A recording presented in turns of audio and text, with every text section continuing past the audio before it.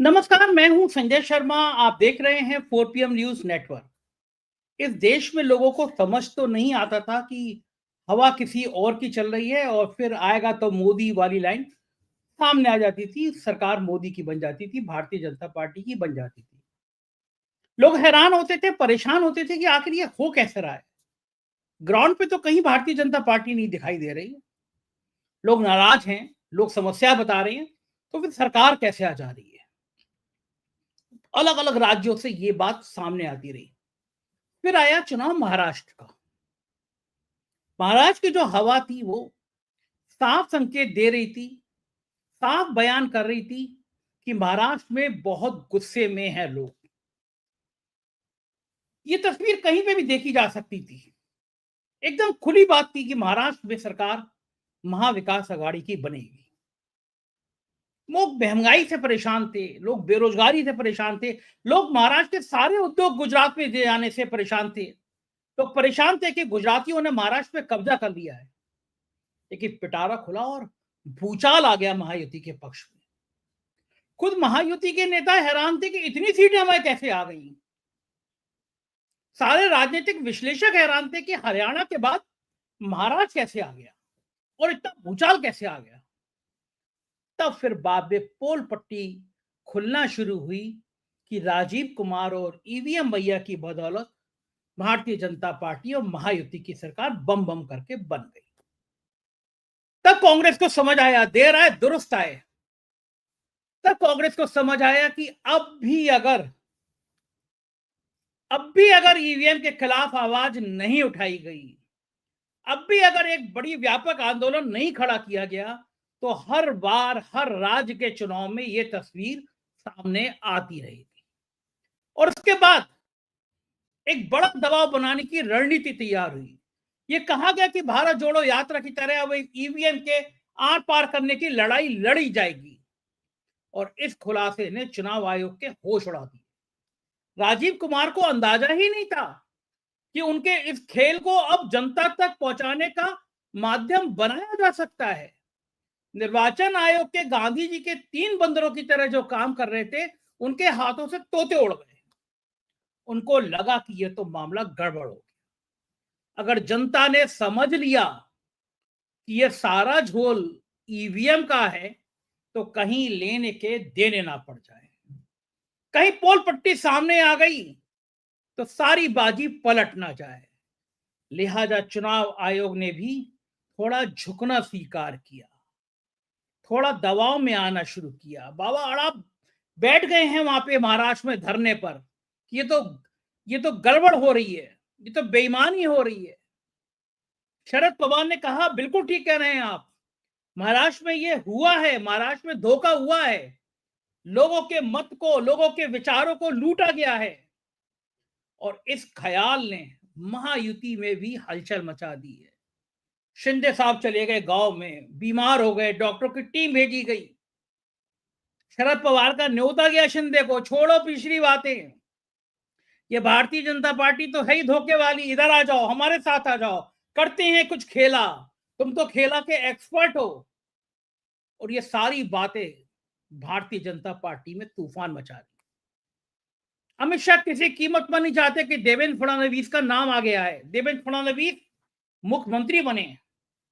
लिहाजा भारतीय जनता पार्टी के एक बड़े वर्ग ने देवेंद्र फडणवीस की राह में कांटे बिछाने शुरू कर दिए। कहा कि मराठा नाराज हो जाएंगे अगर एक ब्राह्मण को ताज दे दिया गया। ये बातें कहना शुरू हो गई कि ब्राह्मणों में ऐसा क्या लाल लक्का है कि संघ का प्रमुख भी ब्राह्मण होगा और महाराष्ट्र का मुख्यमंत्री भी ब्राह्मण हो। एक नई जंग, एक नई लड़ाई, एक नई विचार की शुरुआत हो गई और इसने महाराष्ट्र की राजनीति को उल्टा पुल्टा कर दिया। तो बड़ा सवाल यह है कि जो ईवीएम का खेल है, जो ईवीएम का झोल है, अगर वो जनता के सामने आ गया तो दिल्ली विधानसभा चुनाव में भी क्या खेल नहीं खेल पाएगी भाजपा। और अगर विपक्ष, अगर इंडिया गठबंधन ईवीएम को नहीं रोक पाया, तो हर बार क्या जादूगर के पिंजड़े से, जादूगर के झोले से सफेद कबूतर ईवीएम का निकलता रहेगा। हवा किसी और की दिख रही होगी, ग्राउंड में कोई और दिख रहा होगा, लेकिन बाजी भाजपा के हाथ लगेगी। हकीकत क्या है, ये बहुत खास बातचीत, बहुत खास मेहमानों के साथ परिचय कराता हूँ। मेरे साथ महाराष्ट्र से जुड़ेंगे मनीष बहुत अच्छे शानदार पत्रकार हैं, स्थानीय संपादक हैं 4PM के। महाराष्ट्र की पल पल की आपको खबर देते रहेंगे महाराष्ट्र से मनीष। मेरे साथ संजीव श्रीवास्तव जी जुड़ गए हैं, मध्य प्रदेश के हैं, जाने माने पत्रकार हैं, ये मेरे साथ जुड़ेंगे इस पूरी परिचर्चा में। इकबाल मामदानी जी हैं, बहुत सीनियर जर्नलिस्ट हैं और एक एक पल की निगाह रखी है उन्होंने महाराष्ट्र के चुनाव में, वो मेरे साथ रहेंगे। सुबोध मिश्रा जी सीनियर जर्नलिस्ट, आप देख चुके हैं कई बार उनको बहुत बेबाक तरीके से बोलते हैं। ये खास पैनल मेरे साथ रहेगा। शुरुआत मनीषी आपसे। महाराष्ट्र में आंदोलन शुरू हो गया, चुनाव आयोग पसीने पसीने हो गया। क्या लग रहा है आपको कि अगले चरण में, अगली लाइन में अब होने क्या वाला है? क्या ईवीएम के मामले में अब आर पार का वक्त आ गया? क्या ईवीएम डिब्बा बंद होकर रख दी जाएंगी या बैलेट पेपर से चुनाव कराया जाएगा या कुछ नहीं होगा? क्या लगता है आपको महाराष्ट्र की क्या खबरें हैं मनीष भाई? जी बिल्कुल।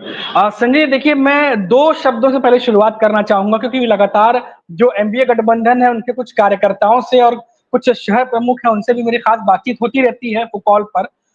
जो उनका कहना था कि अब बस और अब नहीं तो कब। तो ये जो हरियाणा के बाद जो हमने देखा कि जिस तरीके से कांग्रेस बार-बार आरोप लगा रही थी, उसके बाद कुछ चिट्ठी लिखी गई थी जहाँ तक मेरी जानकारी है। लेकिन उसके बाद फिर महाराष्ट्र का चुनाव आ गया और फिर सब महाराष्ट्र के चुनाव के बारे में बात करने लगे। तो अब जो नतीजे आए हैं, उसने साफ दिखा दिया है कि जो एनडीए गठबंधन कहता है कि इस तरीके की लहर तो थी ही नहीं। क्योंकि ये सिर्फ मीडिया की बात कर लें या पोल्स की बात कर लें, बल्कि जो खुद जो नेताओं के फीडबैक मिल रहे थे उन्हें भी ये मालूम थी कि इस बार मुकाबला कांटे का है। लेकिन जिस तरीके से रिजल्ट आए, हंस-पस स्तब्ध करके रख दिया उन्होंने आंकड़ों ने। और उसके बाद आज हमने देखा संजय जी की जो लेटर लिखा गया है, उस लेटर में उन्हीं डाटाओं को दिया गया है जो डाटा खुद चुनाव आयोग ने दिए थे कि जो जब वोटिंग समाप्त हुई तो उसके बाद 47 लाख चाहे वोटर्स की बात कर लें। अभी आज हमने देखा कि जो शरद पवार की एनसीपी के ही बहुत बड़े नेता हैं जितेंद्र आव्हाड, उन्होंने साफ तौर पे कहा है कि 3 महीने में 47 लाख वोटर्स कैसे आ सकते हैं, जबकि हम देखते हैं कि जब वोटर जाते हैं अपना सारा प्रक्रिया करते हैं तो 1.5-2 साल लग जाते हैं। ये उनके शब्द है कि 1.5-2 साल लग जाते हैं ना माने में। इतनी जल्दी इतने सारे वोटर्स हो गए और वोटिंग समाप्त होने के बाद रात में इस तरीके से परसेंटेज बढ़ना बहुत सारे सवाल खड़े करता है। तो एक तरीके से इस समय जो स्थिति बनी हुई है संजय जी, इस समय ऐसा लग रहा है कि बीजेपी भले ही 130 से ज्यादा सीटें, 132 करीब सीटें जीती है और उस समय लगा था कि बड़ी खुशी का माहौल है, लेकिन खुशी का माहौल ऐसा लग रहा है कि जो दोहरी मार या कहें दोहरी मुसीबत जो आई है, एक तो एनडीए गठबंधन और कांग्रेस ईवीएम पर घेर रहा है लगातार चुनाव आयोग को, साथ ही साथ सवाल बीजेपी पे खड़े कर रहा है। दूसरी तरफ आप देखिए कि एकनाथ शिंदे जो कुछ भी महाराष्ट्र में चल रहा होगा, हम लगातार अपने दर्शकों को बताते रहते हैं कि गांव में जाकर बैठ गए हैं। पहले तो वो अचानक चले गए, जो कि पहले किसी को अंदाजा ही नहीं था कि वो गांव भी चले जाएंगे, और वहां जाने के बाद अब खबर आ रही है कि उनकी तबीयत बिगड़ गई है। तो यहाँ से एकनाथ शिंदे ने भी मुसीबत खड़ी की हुई है और उधर से देखा जा रहा है कि अब कांग्रेस और एनडीए गठबंधन जो है अब जो दोहरा कह सकते हैं मार है वो बीजेपी पे पड़ रही है। अब संजय जी यहाँ पर बात ये आता है कि जब संजय राउत ने आकर के 11 बजे ही जब ये बात कही थी, उसके बाद आप देखिए कि एनडीए के बहुत सारे नेता उसके बाद जिस तरीके से सामने आना चाहिए था उस तरीके से नहीं आए, लेकिन जब आना शुरू किए तो वो प्रूफ के साथ और डाटा के साथ बात करने लगे। हमने देखा कि शरद पवार की एक एनसीपी के नेता थे, उन्होंने प्रेस कॉन्फ्रेंस करके ये बात बोली थी कि कोई इजरायली टेक्निक का नाम वो लेकर के आए थे और बताया कि इजरायली टेक्निक की वजह से भी और इस तरीके से भी चीजें जो है अदला बदली की जा सकती है। सिर्फ जिस दिन वोटिंग हुई उस दिन नहीं, बल्कि उससे पहले ही मशीनों में कोई ऐसी सेटिंग हो सकती है जो वो कह रहे थे कि उससे जो है वो वोटिंग की प्रक्रिया, जब उन्हें पता है कि इस टाइम पे वोटर ज्यादा आएंगे तो उस समय प्रक्रिया स्लो हो जाती है, वोटिंग जो है स्लो हो जाते हैं। तो इस तरह के कई सारे चीजें वो टेक्निकली बता रहे थे। तो इस बार कुल मिलाकर ये दिख रहा है कि इस बार ईवीएम के मामले पर जो विपक्ष है वो चुप नहीं बैठने वाला, और आज जिस तरह से लेटर लिखा गया है, अब इलेक्शन कमीशन हालांकि सुन तो बहुत पहले से रहे थे, उनके पास भी बड़े बड़े नेता बयान दे रहे हैं तो बयान तो जा ही रहे होंगे, लेकिन कभी भी एक्नॉलेज जो है वो नहीं किया जा रहा था। लेकिन इस लेटर के बाद जो दबाव बना रही है विपक्ष, उसके बाद हमने देखा कि अब शायद 3 दिसंबर को टाइम दिया है जहां वो कांग्रेस के जो प्रतिनिधि मंडल है उनसे शायद मुलाकात होने वाली है। तो अब देखना होगा कि अब ये जो मामला निकला है तो इसका वाकई में कोई सोल्यूशन निकलता है या फिर वाकई जो पहले हमने जैसे देखा था कि टेक्निकली कोई वर्ड आएंगे, जवाब आएगा, गोलमोल घुमाएंगे और उसके बाद फिर चीजें वैसी हो जाएंगी। अगर वैसी ही रहती हैं तो यकीन मानिए संजय जी, क्योंकि अभी आने वाले चुनाव है, महाराष्ट्र में भी बहुत सारे चुनाव भी होने हैं, कॉर्पोरेटर्स के चुनाव है, बीएमसी के चुनाव है, बहुत सारी चीजें हैं। तो इन सबको देखते हुए अगर दूध का चला छाछ में फूंक के नहीं पिएगा, कांग्रेस के हरियाणा के बाद भी महाराष्ट्र में वो चीज हुई, तो एनडीए गठबंधन अगर आगे भी यही कहता है कि फिर से हुई है, तो फिर एनडीए गठबंधन को सोचना पड़ेगा कि हमने सही समय पर निर्णय क्यों नहीं लिया। लेकिन अभी जिस एग्रेसिवली वो काम कर रहे हैं, उसमें कोई दो राय नहीं है कि इस बार चुनाव आयोग को एक्नॉलेज करना ही था, और जब जवाब अभी मीटिंग होगी तो सामने आएगा कि आखिर 3 दिसंबर को होने क्या वाला है। जी संजय जी। बिल्कुल ठीक कह रहे हैं आप। 3 दिसंबर को एक बड़ा इंतजार रहेगा। कांग्रेस के प्रतिनिधि मंडल को बुलाया गया है और ये इंतजार रहेगा कि कांग्रेस का प्रतिनिधि मंडल चुनाव आयोग को क्या सबूत देता है। ये बात सही है कि चुनाव आयोग झुक गया है ईवीएम के मामले में, उसको समझ आ गया है कि बड़ी गलती कर दी महाराष्ट्र में हाथ डाल के। इकबाल की, आप बहुत करीब से देखते रहे हैं चुनाव को, इस पूरे खेल पर आपकी टिप्पणी क्या चुनाव आयोग को समझ आ गया कि अब पोल पट्टी खुल गई ईवीएम की? देखिए, मुझे संजय जी इतना आसान नहीं लगता है, ये खेल की शुरुआत है। हालाँकि भले ही कांग्रेस और विपक्षी दल जो है लगातार ईवीएम की गड़बड़ी को लेकर के शिकायत कर रहा है। श पहली बार ऐसा है कि जिसको लिखित रूप से कांग्रेस जो है सीडब्ल्यूसी की मीटिंग के बाद में ये शिकायत दर्ज कराई है, जिसको वो एक तरीके से देखने जाओ तो इलेक्शन कमीशन ने पूरी तरीके से नकार दिया है। उनका कहना है कि इसके अंदर कोई भी गड़बड़ी नहीं है, अगर फिर भी उनको लगता है तो वो 3 तारीख को आकर के उनके सवालों का जवाब ले सकते हैं। लेकिन अगर हम महाराष्ट्र, हरियाणा और झारखंड सभी जगह की बात करें तो देखिए हालात जो है वो इतने ठीक नहीं लग रहे हैं जितना इलेक्शन कमीशन बताता है। हरियाणा एक तरीके से ज़मीन पे जितने ही पत्रकार थे या जितने सर्वे करने वाले थे, सभी ने ये साफ कर दिया था कि जीत जो है कांग्रेस की है, लेकिन आखिरकार आपने देखा कि वहाँ कांग्रेस औंधे मुँह गिरी।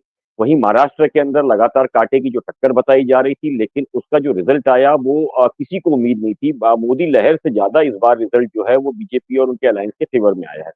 मोदी लहर के अंदर कुल 122 सीट आई थी, लेकिन इस बार बगैर लहर से जहाँ ये डर लगा हुआ था कि क्या होगा, कैसे सरकार बनेगी, वहाँ 132 सिर्फ बीजेपी को आती है, अलायंस को 57 और 41, यानी कि टोटल अगर हम बात करें तो कुल 98 सीट्स हुई, यानी कि 322 सीट के आसपास वो बढ़त हासिल करती है, जिस पर एक बहुत बड़ा सवाल खड़ा होता है। और अगर महाराष्ट्र की बात करें और लगातार इलेक्शन के बाद में सर्वे की बात करें, तो सर्वे के अंदर साफ हुआ है कि तकरीबन 95 ऐसी मशीन है जिसके अंदर बहुत बड़ी गड़बड़ी पाई गई है। जो वोटिंग हुई है उससे या तो मशीन में वोट ज्यादा निकले हैं या तो कम दिखे। इसी तरीके से अहमदनगर, कोल्हापुर, शिरडी सभी जगह की हम बात करें तो वहां पर भी जो मशीनें हैं उसके अंदर जो परसेंटेज ऑफ वोटिंग है एंड का वो बहुत बड़ा है। तकरीबन 8 से 10% जो है अचानक पिछले आखिर के 1 घंटे के अंदर जो है वो पोलिंग हुई है, जो कि असंभव मानी जाती है। इतना पॉसिबल नहीं है, अगर 1 मिनट में भी एक आप मानो तो बहुत बड़ा मार्जिन हो जाता है। इसको लेकर के जो सवाल खड़े हो रहे हैं वाकई में एक चौंकाने वाले हैं। हालांकि इस मामले के अंदर बीजेपी ये आरोप लगा रही है कि झारखंड वो जीतते हैं या जहां लोकसभा उन्होंने जीता उसको लेकर के उन्होंने सवाल नहीं खड़ा किया। लेकिन मैं फिर आपको बताना चाहूंगा महाराष्ट्र के अंदर लोकसभा इलेक्शन हो उसके अंदर भी जो है पूरे वोटिंग का परसेंटेज 1% था। हालांकि उस वक्त किसी को ये आइडिया नहीं था, हर कोई ये मान रहा था कि बीजेपी जो है वो अपनी लहर में है और बहुत बड़ी मार्जिन से वो जीत रही है।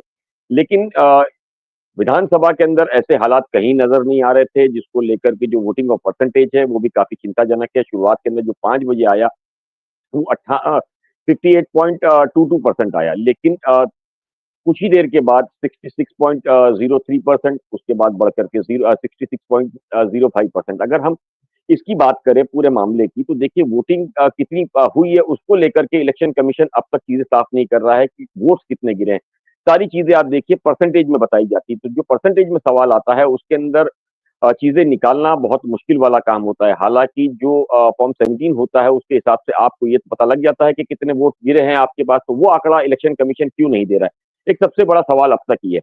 इलेक्शन कमीशन को चाहिए कि फिगर वो दे, लेकिन वो फिगर नहीं दे रहा है, सारी चीजें परसेंटेज में दे रहा है। यानी कि परसेंटेज का मामला ऐसा है कि वो चिंताजनक है, वो काफी सवाल खड़ा करता है इलेक्शन कमीशन और उसके लोगों पर कि ऐसी क्या चीजें है जिसको लेकर के ये परसेंटेज में दी जा रही है। अगर हम परसेंटेज की ही बात करें तकरीबन 8% के आसपास जो है वो अचानक पिछले 1 घंटे के अंदर चुनाव आयोग का कहना है कि वोटिंग हुई है। अगर वो 8% की बात करें तो तकरीबन 75 से 78 लाख वोट होते हैं। अगर हम उसको डिवाइड करें तो पर क्षेत्र के अंदर तकरीबन 25 से 28 हजार वोट जो है वो बढ़ जाते हैं। तो मुझे नहीं लगता संजय जी कि इतना आसान है इतने वोटिंग को बहुत शॉर्ट टाइम में पूरा करना।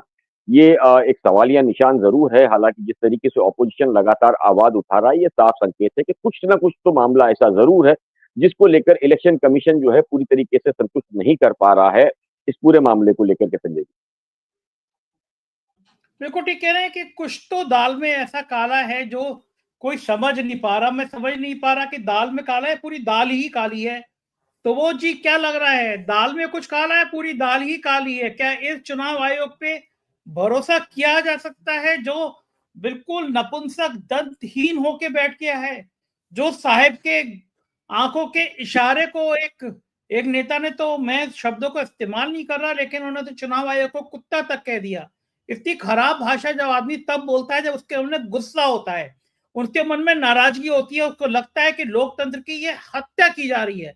मैं ऐसे शब्दों का समर्थन नहीं करता, लेकिन जनता के अंदर गुस्सा है। उसको लग रहा है कि उसके चुनाव को प्रभावित किया जा रहा है, वोट को लूटा जा रहा है। सुबोध भाई, क्या लगता है आपको, अगर यही खेल जारी रहा तो क्या होगा चुनाव का, क्या होगा लोकतंत्र का, और ईवीएम की विदाई होगी या फिर ईवीएम से ऐसे ही चुनाव जीते जाएंगे? सुबोध जी। फिलहाल संजय जी, जैसा अभी बहुत जबरदस्त चर्चा है, मैं आपको एक चीज बताना चाहूंगा कि ईवीएम की विदाई फिलहाल संभव नहीं है। आपको मैं एक चीज बताऊं, आप लोकसभा के बाद की जो बीजेपी की स्ट्रेटजी है इलेक्शंस की, उस पर आप गौर करिए।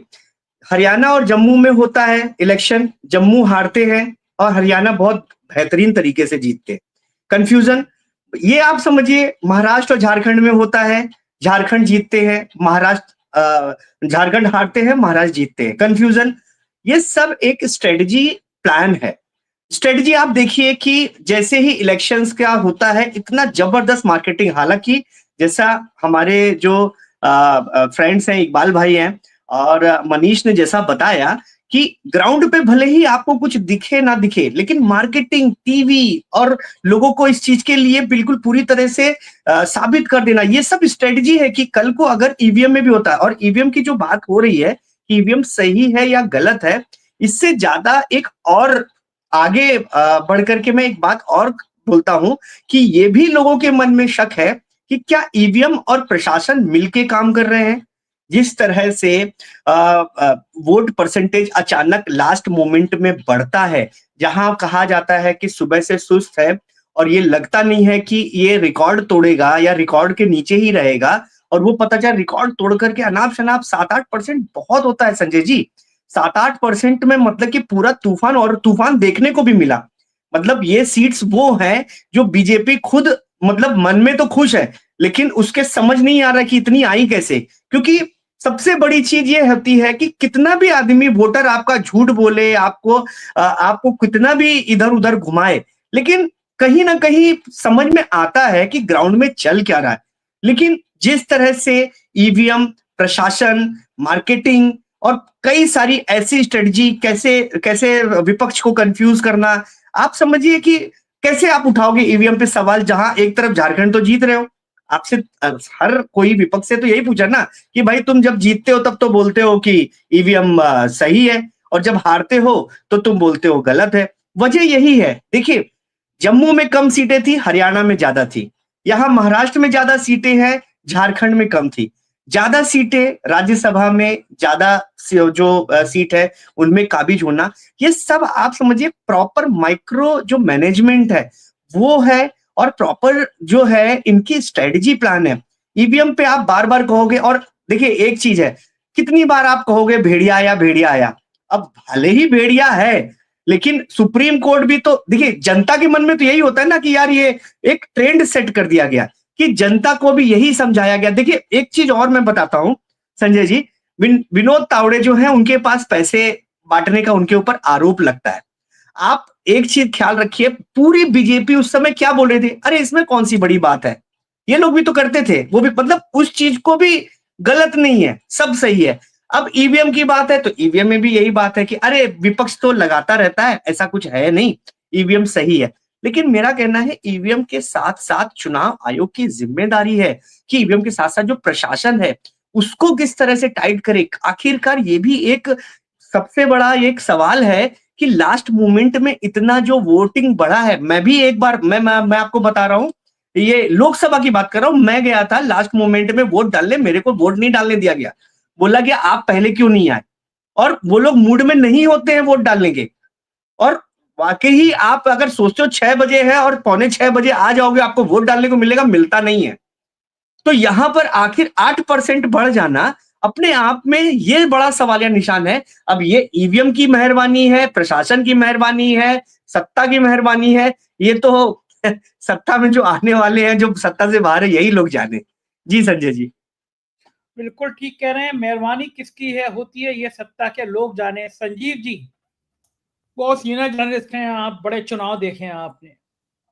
मध्य प्रदेश में समझ नहीं आया था लोगों को, हरियाणा समझ नहीं आया, लेकिन महाराष्ट्र समझ में आ गया कि बड़े चुनाव जहां हो, राज्यसभा की सीटें ज्यादा हो, वहां कबूतर निकाल दो जादूगर के झोले से, और बदले में कश्मीर का चुनाव जिता दो, हरियाणा का चुनाव जिता दो। लोग ये नहीं आरोप लगाएं कि भैया ये फिर कैसे जीत गए, ईवीएम बेईमान है। और कहते भी ये लोग कि भैया अगर ईवीएम में गड़बड़ थी तो झारखंड कैसे जीत गए आप। लेकिन ये खेल अब लोगों को समझ आया कि झारखंड के मुकाबले महाराष्ट्र में स्टेक ज्यादा था। महाराष्ट्र आर्थिक राजधानी थी, पाइपलाइन है पैसे की महाराष्ट्र से। तो भारतीय जनता पार्टी को राजनीतिक तौर से भी महाराष्ट्र जीतना बहुत जरूरी था। धरा भी है अडानी की वहां पे, उस पे दांव लगा हुआ था। इन सब से मुक्ति पानी थी तो चुनाव महाराष्ट्र का जीतना था। क्या लगता है कि अब चुनाव आयोग फंस गया, समझ में आ गया लोगों को कि ईवीएम में झोल होता है। कांग्रेस एक बड़े आंदोलन की तरफ बढ़ने लगी, और इन सब के बाद अब कौन सी तस्वीर आप देख रहे हैं संजीव जी, क्या लगेगा आपको? देखिए, ये ईवीएम मशीन पर एक दौर में तो खुद भारतीय जनता पार्टी ही अविश्वास प्रकट किया करती थी, और वो अविश्वास वैसे ही नहीं था। कई चीजें इसमें झोल शुरू से है, और अब इतने झोल हैं, और मुझे लगता है कि महाराष्ट्र में ये झोल अब पकड़ लिया गया, बहुत मुफीद तरीके से पकड़ा गया, और अब बहुत लीपापोती संभव नहीं है। इसी को लेकर भारी हड़बड़ाहट साफ नजर आ रही है। देखिए, अगर आप इतने स्पष्ट नंबर्स पे बैठे हैं तो भी आप सिर्फ इसलिए अपने जो रूठे हुए हैं, वो जो कल हम जब चर्चा करते तो किसी ने चाचा कहा था, किसी ने उन्हें फूफा कहा था, जो एकनाथ शिंदे साहब को, जो अभी मनीष भाई बता रहे थे, तो उनकी अपनी है, सब नसें पूरी दबी हुई हैं। और उसके साथ साथ इतने सारे प्रमाण हैं, बहुत कई देखिए ना, ऐसे भी वोटर्स, ऐसे भी प्रत्याशी मिले हैं जिन्हें अपने घर के वोट नहीं मिले हैं।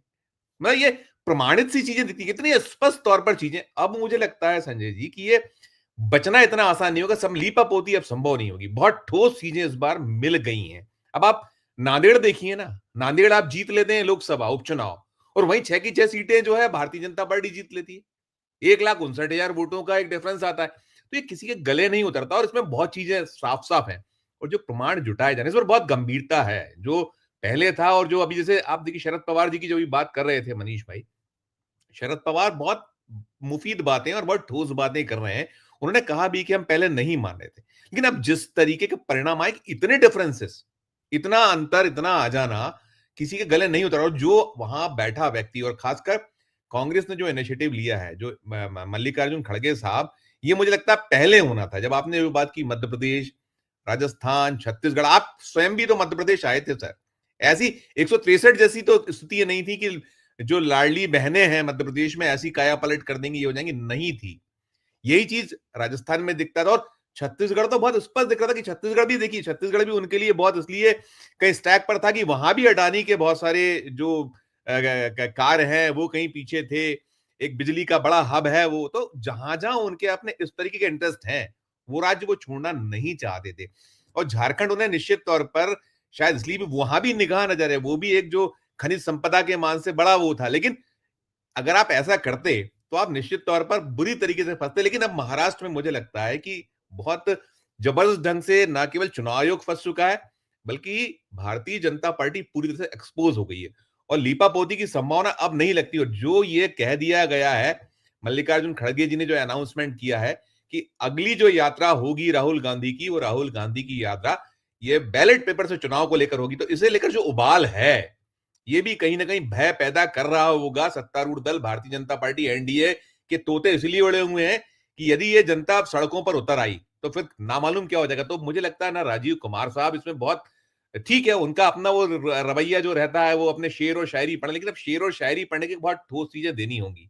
और साथ साथ ये जो इस वक्त जिस तरीके से विपक्ष एकत्र हो रहा है, शरद पवार जी का भी इस तरीके से कह देना, बाकी और दलों की तैयारी, और ये लोग प्रमाण जुटा रहे हैं, मुझे लगता है लगातार इस दिशा में काम हो रहा है, तो वो जो है वो भय पैदा कर रहा है। और अब इनके दल, वो चाहे एकनाथ शिंदे का दल हो, जो शिवसेना एकनाथ शिंदे है, या अजीत पवार साहब को ये मौका मिलेगा कि अब हम भी, यदि आप देखिएगा कि हमें आप ध्यान नहीं देंगे तो बहुत सारी चीजें फिर हम भी, हमारे हाथों में भी है, सबको सब कुछ मालूम है। और प्रशासन के जो नंगे नाच हमने देखे, उत्तर प्रदेश में देख लिया। यदि आप ईवीएम, और आपका जब पूरा एक वो लहर चल रही है, प्रधानमंत्री नरेंद्र मोदी जी ने बाद में पूरी की पूरी कोशिश की कि महाराष्ट्र में उनको मिल जाए जिनके फोटो तक नहीं छप रहे थे। आप उत्तर प्रदेश में आपकी हालत दिख रही थी, आपने कैसे वहां चुनाव को लूट लिया। और अब ऐसे लूटोगे, और ये जो ईवीएम की जो चोरी पकड़ी गई है, तो मुझे लगता है कि अब जो देश की जनता मनमानस, उसकी जो जनता के मन में जो सवाल हैं और जो एक उबाल है, वो अब अगर चुनाव आयोग नहीं चेतता है, नहीं वो इस चीजों को क्लियर करता है, तो एक बड़ा कुछ आंदोलन, और आंदोलन के साथ साथ कुछ भी देश में संभव है, जिसपे फिर बहुत सारी मुश्किलें न केवल चुनाव आयोग के लिए पैदा होंगी, बल्कि सरकार के लिए बहुत संकट पैदा होना, भारतीय जनता पार्टी, उसके जो घटक दल है, उनके लिए बहुत संकट पैदा होने वाला है। तो मैं नहीं मानता कि अब लीपापोती की संभावना बन रही है, मुश्किलें बढ़ेंगी। संजय जी। बिल्कुल ठीक कह रहे हैं कि आसान नहीं है, और अब चीजें सामने आ गई। एक छोटा सा मौका था, छात्रों का आंदोलन, मेस के खाने को लेकर विवाद हुआ, और तब की सरकार ने सोचा ही क्या, नौजवान है, खाने को लेकर लाठी वाठी चला दो, बन जाएगा मामला, खत्म हो जाएगा मामला। लेकिन छोटी सी चिंगारी बड़ी, जयप्रकाश नारायण ने मूवमेंट संभाला, नौजवान खड़े हुए, और देश की तकदीर बदल गई। वो हुकूमत जिसके चिराग हर समय जला करते थे, नेस्तनाबूद हो गए, सरकार बदल गई। राशिद भाई, वैसा ही गुस्सा, वैसा ही उन्माद, वैसा ही रोष जनता में नजर आ रहा है ईवीएम के खिलाफ। लग रहा है कि ईवीएम के नाम पर धोखा दिया जा रहा है, लग रहा है कि ईवीएम के नाम पर झोल है। क्या लग रहा है कि एक बहुत निर्णायक घड़ी अब आ पहुंची है कि ईवीएम को लेकर आर पार हो जाएगा? चुनाव आयोग भी क्या डर रहा है, और क्या भविष्य आप देखते हैं? राशिद जहीर। संजय सर, पहली बात तो यह है इस वाली वार्तालाप का ईवीएम से संबंधित, और ये जो तमाम चीजें चल रही हैं, कि किसी बैंक का कैलकुलेटर 1 करोड़ मर्तबा सही आंकड़ा दे और सिर्फ एक मर्तबा ये कह दे कि गलत है, वो बैंक उस कैलकुलेटर को निकालकर बाहर फेंक देगा। 543 सीटों में 538 सीटों के डाटा गलत, जो आप चुनाव के दिन देते हैं 17C, उसके बाद सारे के सारे गलत। महाराष्ट्र के अंदर तीसरा शीतलवाड़ जी कह रही है कि 99 और 92 सीटों पे आंकड़े बिल्कुल गलत। आपके तमाम आंकड़े गलत निकल रहे हैं। देश के तमाम बुद्धिजीवी बराबर इस बात को बता रहे हैं कि आपके आंकड़े मैच नहीं खाते हैं। जिस दिन आप चुनाव खत्म करके पीठासीन अधिकारी घर जाता है, तो ऐसे समय में बताइए उस मशीन पर कितना भरोसा करेंगे। 10 रुपए का कैलकुलेटर नहीं लेता है आदमी, अगर 3 दफा उसके अंदर गलती निकल जाए। आप देश के लोकतंत्र के नापने वाले कैलकुलेटर को बताइए कब तक आप जो है बराबर, जब से 99% गलतियां निकल रही हैं, 543 और 538 सीटों पर डाटा मिसमैच हो जाता है, आप उसे कैसे कह सकते हैं? ये तो बात हो गई मशीन के संबंध में। तमाम लोगों ने भी इस बारे में बात की है। 2 बात मैं और इसके साथ जोड़ना चाहता हूं संजय सर। आपने कहा कि गफूर अहमद की सरकार को उखाड़ फेंक दिया था बिहार में, और फिर इंदिरा गांधी की सरकार भी चली गई थी, बिल्कुल सही बात है। लेकिन आज के जनमानस में और उस जनमानस में बड़ा फर्क है। पहले जेपी थे और लोहिया थे, आज स्टेक होल्डर है कांग्रेस आई, अखिलेश यादव, ममता बनर्जी। आम आदमी की तो कमर की हड्डी तोड़ दी गई है। वो आदमी अपनी रोटी की लड़ाई लड़े, मंदिर मस्जिद की लड़ाई लड़े, या फिर अपने लोकतंत्र को बचाने की लड़ाई लड़े। राहुल गांधी अब आ रहे हैं। शरद पवार ने पूरे जीवन काल में एक बार नहीं कहा कि मुझे ईवीएम पे शक है। मल्लिकार्जुन खड़गे 10-10 चुनाव जीत गए, एक बार कभी नहीं कहा मुझे ईवीएम पे शक है। अब आकर अगर वो कह रहे हैं तो इन्हीं की जिम्मेदारी बनती है कि सड़कों पे निकलें इनका जो 37, 36, 35% वोट है, उसमें से भी आधे से ज्यादा वोट इनके साथ आ जाएगा सड़कों पर। लेकिन अगर ये चाहेंगे राहुल गांधी, ये चाहेंगे अखिलेश यादव, ये चाहेंगी ममता बनर्जी और शरद पवार कि राशिद जहीर अपने घर से बाहर निकल जाएगा, तो हमें तो अपनी रोटी रोजी का मसला है। आप लोग इनिशिएटिव लेकर के सड़कों पर आए, पहली बात तो है ये। दूसरी बात संजय सर ये है कि इसके बारे में कितना विश्लेषण करें। मध्य प्रदेश में आप ही का मंच, आप ही के साथ मैं बैठ करके ये कह रहा हूं कि मुझे यकीन ही नहीं है। हरियाणा के अंदर मैं आपसे कह रहा हूं मुझे यकीन नहीं है। महाराष्ट्र के अंदर एक आदमी तो ऐसा लेकर आओ जिसने ये कहा हो कि 148 में से 132 सीटें भारतीय जनता पार्टी जीत लेगी। तो अब एक बात मैं और बता दूं उसके बारे में आपको, ये टेक्निकल विज्ञान है, ये फुली कंट्रोल नहीं है भारतीय जनता पार्टी के हाथ में भी। महाराष्ट्र का एक एनडीटीवी का पत्रकार पूर्व यूं कह रहा कि चीनी ज्यादा डल गई। इन्हें भी पता नहीं था 132 लाने का मूड इनका भी नहीं था। इनका मूड ये था कि 100, 105, 115 आ जाएंगी, वो तो भांडा फूट गया। चलिए आपने तो काम किया जमीन पे, आपके तो आरएसएस संगठन ने 60,000 मीटिंग कर दी है, मान लिया। लेकिन अजीत पवार इतना एक्सेप्टेबल कब से हो गया भाई? ये तो वो है ना भागते भूत की चावल के साथ जो है ना कंकड़ भी तुल गई, सोने के साथ आपने पीतल तोल दिया। शरद पवार को तो पशे पुश डाल दिया वहां के वोटर्स ने, वहां का मराठा वोटर। और अजीत पवार को सीटें मिल रही हैं 4 गुना, वोट परसेंटेज तो एक है लगभग 10 और 11, 12%, लेकिन शरद पवार से 4 गुना सीट ज्यादा मिल रही है। और महाराष्ट्र के बारे में अकेला हिंदुस्तान के अंदर कोई आदमी ऐसा बता दे कि गांव के और शहरों के अंदर बिल्कुल सिमिलर वोट मिलता भारतीय जनता पार्टी को आज तक की तारीख में। मेरी एक हफ्ते पहले की रिपोर्ट बनी हुई है, 4 PM पे ही लगी है, काफी लोगों ने देखा, अप्रिशिएट किया। विदर्भ का मिजाज अलग, आदिवासियों का मिजाज अलग, मुंबई सेंट्रल का मिजाज अलग, तो पूना क्षेत्र का मिजाज अलग। आप जाकर के विदर्भ में भी आपकी निकल रहे हैं, आपका मुंबई सेंट्रल भी आपका निकल रहा है। महिलाओं की वजह से वोट मिल गया, तो महिलाओं के वजह से अगर वोट मिल गया तो शिंदे को मिलता ना। शिंदे की पूरे महाराष्ट्र में लड़ रहे थे क्या? इनको ये समझ में नहीं आता है कि असल में मशीन के अंदर ईवीएम में गड़बड़ी है, वीवीपैट में गड़बड़ी है। एक दिग्गज आदमी ये कह रहे थे संजय सर कि दरअसल ये जो केयर यूनिट है ना उसके अंदर प्रॉब्लम है। इन्होंने ये अगर हकीकत में इनका इतना फुल कमांड होता ना, कमांड तो है, हम तो मध्य प्रदेश से चीख रहे हैं, हमारी आंखें और हमारी अकलें कह रही हैं इस बात को, लेकिन पता चल जाएगा कि ऐसी बात में ये 2024 के चुनाव हुए हैं उसमें 272 जरूर ले आते, ये तो कंफर्म बात है। लेकिन इन पे जो है ना ये पेज घुमाना नहीं आता। इनके पास है तो सही कोई जुगाड़, इसमें तो कोई दो राय नहीं है, लेकिन इतना सोफिस्टिकेटेड नहीं है कि वो इसरो से संबंधित हो, वो नासा से संबंधित हो। गांव के लोग हैं, खेतों में खेती करते थे, निकल के हमारे माननीय बन गए हैं। अब आकर के इसमें साइंस लगती है ना, लगे हुए हैं, लेकिन बहुत कंफर्म जुगाड़ नहीं है, लेकिन जुगाड़ है। मैं अपनी देशी लैंग्वेज में अपने दर्शकों को यही बताना चाहता हूं कि अगर देश के अंदर कोई बुद्धिजीवी वर्ग, कोई पत्रकार, कोई एनजीओ ये कह रहा हो कि 148 में से 132 आ जाएंगी तो बता दीजिए। अच्छा, दूसरे कहते हैं कि पता नहीं चला। पैसा एक हमारे बुद्धिजीवी देश के बड़े जबरदस्त, वो यूं कह रहे हैं 2 दिन पहले पता चला है। ये जो शिंदे ने पैसा दिया है इसका 2 दिन पहले मशवरा हुआ, मैं भी सुन रहा था उनको। तो 2 दिन पहले मशवरा कहां पर हुआ था? बंबई के कौन से चौराहे पर मशवरा हुआ पूरे बंबई का? अगर पैसे मिलने की वजह ही थी तो वो तो 2 महीने पहले मिल गया था। और हमारी आदत यह है एज ए वोटर कि हम पुरानी बातें कभी याद नहीं रखते। अब आप ये कह रहे हैं कि झारखंड जिता दिया, सुनिए, झारखंड इन्होंने नहीं जिताया, झारखंड जीतना ही था, महाराष्ट्र जीतना था, महाराष्ट्र इन्होंने हरा दिया। हरियाणा जीतना था, हरियाणा इन्होंने हरा दिया। मध्य प्रदेश जीतना था, उन्होंने हरा दिया। इन्होंने कोई नहीं जिताया सर, इन्होंने बाकी जगह तो इजीली छोड़ दिया कि जो भी कुछ हो। वरना ये एक बात बता दूं मैं आपको, ये वहां के सुनामी नहीं रोक पाए। महाराष्ट्र के अंदर स्टेक होल्डर लगा हुआ था। एक बात मैं और कहना चाहता हूं, 7 सांसद हैं शिंदे के। अगली बार अगर आप मुझे मौका देंगे तो वो मैं बात बता दूंगा, लेकिन ईवीएम की लड़ाई अब राहुल गांधी को बाहर निकल के लड़नी पड़ेगी। पूरा देश इंतजार कर रहा है। भारत जोड़ो यात्रा में भी तो देश सामने आ गया था ना। आप ईवीएम में आइए तो सही, अगर भारतीय जनता पार्टी का वोट बैंक इनके सामने नहीं आया तो ये कहिएगा क्या बात है। देश के बड़े हिस्से के दिल में ये बात है कि इस मशीन में कहीं ना कहीं कोई ना कोई गलती है, लोकतंत्र लूटा जा रहा है। जी बिल्कुल ठीक कह रहे हैं। देश के एक बड़े भाग में ये चिंता है कि लोकतंत्र लूटा जा रहा है। मनीष भाई, ये चिंता तो सही समझ में आ रही है, लेकिन महाराष्ट्र में आप फील्ड में थे लगातार, 4 PM की कई टीम फील्ड में थी, आप थे, हयात थी, क्षितिज थे, नफीसा थे, सब अलग अलग टीम का नेतृत्व कर रहे थे।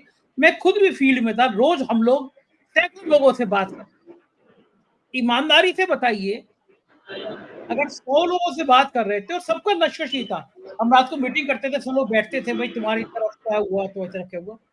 कितने परसेंट लोग ऐसे थे जो कहते थे महायुति आ जाएगी, और कितने परसेंट ऐसे थे जो कहते थे महाविकास अघाड़ी आ जाएगा। सब टीम जब बैठ के बात करती थी, और अगर वो आकलन इससे उल्टा था, तो फिर ये रिजल्ट कैसे आ गया अगर ईवीएम में झोल नहीं है? जी बिल्कुल, संजय जी बिल्कुल सही कहा आपने, क्योंकि विधानसभा चुनाव के दौरान लगातार हम लोग फील्ड पर थे, अलग-अलग जगह पर जा रहे थे, अलग-अलग विधानसभा कवर कर रहे थे जो कॉन्स्टिट्यूएंसीज़ है, और वहाँ ऐसा भी नहीं कि कोई एक तबके से बात कर रहे थे, हर एक तबके से कोशिश कर रहे थे बात करने की। चाहे वो मिडिल क्लास से हो, अपर मिडिल क्लास से हो, या फिर थोड़े गरीब तबके से आता हो, हर एक इंसान से हम बात कर रहे थे संजय जी, और हर आदमी के अपने एक मुद्दे थे। और वो सारे मुद्दे हमने लगातार 4 पीएम पे दर्शकों को बताए कि वो सारे मुद्दे इस बार मायने रख रहे थे। और जिस तरीके से फिर चुनाव के रिजल्ट्स आए, ऐसा लगा कि वो जो पब्लिक कह रही थी, जो मुद्दे थे उनके, वो मुद्दे अगर थे, तो फिर वो गए कहाँ? और हमने देखा कि ठीक ऐसी ही बात उद्धव ठाकरे भी करते नजर आए कि जो भी चीजें, मुद्दे उन्हें दिखाई दे रहे थे, वो चुनाव के परिणाम में क्यों नहीं दिखाई दिए? इस चीज को लेकर के ऐसा भी लगा संजय जी कि 23 तारीख के बाद जो 2 दिन का सन्नाटा था, ऐसा लगा वो शॉक में थे। एमबीए के नेता भी बड़े शॉक में थे कि आखिर ये रिजल्ट आ कैसे गया। अब संजय जी देखिए, फील्ड पर हम लगातार बात कर रहे थे, हमने लोकसभा चुनाव में भी कवर की थी। लोकसभा चुनाव में जो हमें फीडबैक मिल रहा था, नतीजे बिल्कुल वैसे ही आए। हम लगातार ये दर्शकों को बताते रहे कि मामला 50-50 का है, 2014-2019 वाला मामला नजर नहीं आ रहा, लेकिन उस समय एकदम परफेक्ट नजर आया। लेकिन आज मैं जितेंद्र अवार्ड के जब इंटरव्यू सुन रहा था, उनकी जो रिपोर्ट्स पढ़ी, उन्होंने कहा कि ये लोकसभा चुनाव के बाद ऐसा लगा कि तैयारियां की गई हैं। 3 महीने में ऐसा क्या हो गया कि जो पार्टी 30 सीटें लेके चली जाती है 48 में से एनडीए गठबंधन, वो 50 विधानसभा सीट भी नहीं निकाल पाती। उसमें शरद पवार, उद्धव ठाकरे, ये 20 का आंकड़ा टच करने में इतनी हालत खराब हो जाती है। और वो पार्टी अजीत पवार की एनसीपी जो एक सीट मुश्किल से जीती थी, वो अकेले एनडीए गठबंधन के बराबर सीट पा जाती है, 4-5 सीटें ही कम है। तो ये बड़ा अपने आप में ताज्जुब की बात, सब ताज्जुब कर रहे थे कि ये कैसे हो गया, और इसीलिए ये सवाल तमाम खड़े हो रहे हैं। संजय जी, ये जो लेटर लिखा गया, मैं एक बार और बता दूं कि ये जो बार बार सवाल खड़े हो रहे हैं, इससे हम लोग जब अभी फील्ड पे भी जाते हैं, लोगों से बातचीत करते हैं, उनसे भी कोशिश करते हैं कि मन टटोलने की आखिर वो सोच क्या रहा है। जब भी ईवीएम को लेकर बात होती है, तो कई बार ये लोग कहते हैं यार ईवीएम का सवाल तो उठ रहा है, जांच होनी चाहिए, एक बार इलेक्शन कमीशन को इसके ऊपर बोलना चाहिए। तो ये बार बार सवाल उठता है, तो लोगों के बीच में एक परसेप्शन क्रिएट होने लगता है। ये परसेप्शन आगे चल के इस तरीके से ना लोगों के मन में बैठ जाए कि अगले बार वो वोट करने जाए तो उदासीन हो जाए कि हम वोट करेंगे तो फिर रिजल्ट तो कुछ ऐसे ही आने हैं, तो फिर क्या मतलब। ऐसी चीज उनके बीच में ना जाए, जो बहुत खतरनाक है।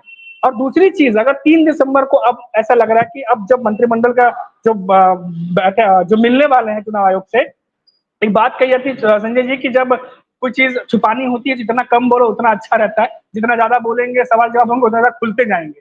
तो ये जो 3 तारीख को जब मीटिंग होगी, तो इसमें जब सवाल जवाब होंगे, तो हम भी इसी उम्मीद में है कि आखिर जो सवाल पूछेगा अपोजिशन, उसका जवाब जो है चुनाव आयोग क्या देता है, उसके बाद उन जवाबों से थोड़ा अटकल लगा सकते हैं, या किस तरीके से क्रॉस क्वेश्चनिंग होगी, या क्या आगे होगा, उस पर ज्यादा जो है वो नजर है। लेकिन कुल मिलाकर संजय, जो आपने सवाल किया, उसका यही जवाब है कि ये जो रिजल्ट आया, ये वाकई में बहुत चौंकाने वाला था, ना सिर्फ हमारे लिए, बल्कि जिन लोगों से भी हमने बात की थी, कुछ संपर्क में भी थे, तो वो पूछते थे कि वीडियो आएगा तो हमें भी भेजिएगा। तो उनसे भी कई बार कई लोगों ने कॉल भी किया कि आप लोगों ने तो जो रिपोर्ट दिखा रहे थे, जिस तरीके से आप बात कर रहे थे, ये तो ऐसे हो गया।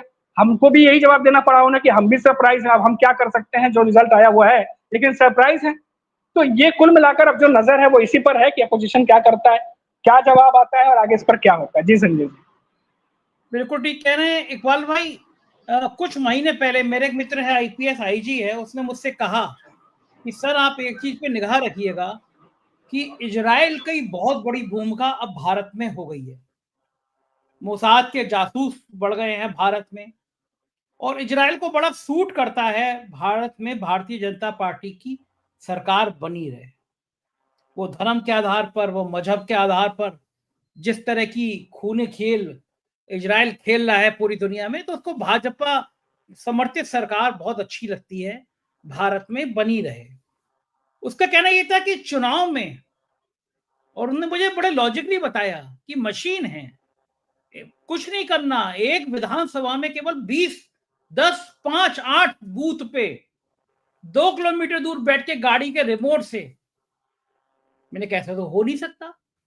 तब तक सामने आ गया, जब पेजर से ब्लास्ट हो गया, हाथ में पेजर है, कोई मतलब नहीं है, लाइन से ब्लास्ट हो गए, तब समझ में आया कि इजराइल की तकनीक कहां पहुंच गई है। तो जब पेजर में, गेम में पड़ा हुआ है पेजर, कोई नेटवर्क नहीं है और अचानक पेजर फटने लगे हैं, दूर बैठा आदमी बटन दबा रहा है, पेजर फट रहे हैं, तो किसी पोलिंग बूथ के 2 किलोमीटर पर दूर में बैठा हुआ व्यक्ति किसी रिमोट से क्या ईवीएम भी मैनेज कर सकता है? ऐसा लोग सवाल करने लगे हैं। और दुनिया के जितने विकसित देश हैं, जितने बड़े देश हैं, कोई ईवीएम से चुनाव नहीं कराता, सब बैलेट पेपर से चुनाव कराते हैं। कहते दिल लग जाएंगे, टाइम लग जाएगा। अमेरिका जैसा सबसे ताकतवर देश, सबसे बड़ा लोकतांत्रिक देश, वहां महीनों चुनाव चलते हैं। अरे लगने दीजिए ना चुनाव समय। कौन सा आपने लोगों को रोजगार ऐसे दे दिए कि लोगों के काम धंधे छूट जा रहे हैं, खाली बैठे हुए हैं लोग। सरकारी मशीनरी है और लगा दीजिए, चुनाव के रिजल्ट 1 दिन में नहीं 6 दिन में आ जाएंगे, और व्यवस्था होगी बेहतर तो 2 दिन में भी आ जाएंगे। लेकिन जिस समय कंप्यूटराइज युग है, जिस समय बटन दबाने से पता चल जाता है, फॉर्म 17 A17C दे नहीं रहे हैं, शाम को 5 बजे 6 बजे मतदान होता है 40%, 45%, रात के 9 बजे होता है 50%, अगले दिन हो जाता है 58% और उसके अगले दिन हो जाता है 62%। महाराष्ट्र में ऐतिहासिक वोटिंग हो गई। कोई कल्पना नहीं कर सकता कि आज तक इतने वोट नहीं पड़े, इतने महाराष्ट्र में वोट पड़ गए। इकबाल भाई, क्या वाकई में लोगों का शक सही है कि 2 किलोमीटर दूर बैठा हुआ गाड़ी में बैठा हुआ आदमी बटन दबा रहा था? इतना शक अगर पब्लिक के जहन में आ जाए, मैं ये बिल्कुल नहीं कह रहा कि ऐसा हुआ होगा, लेकिन ऐसा हो भी सकता है। ये आईपीएस ने मुझसे कहा, आम सामान्य आदमी ने नहीं कहा।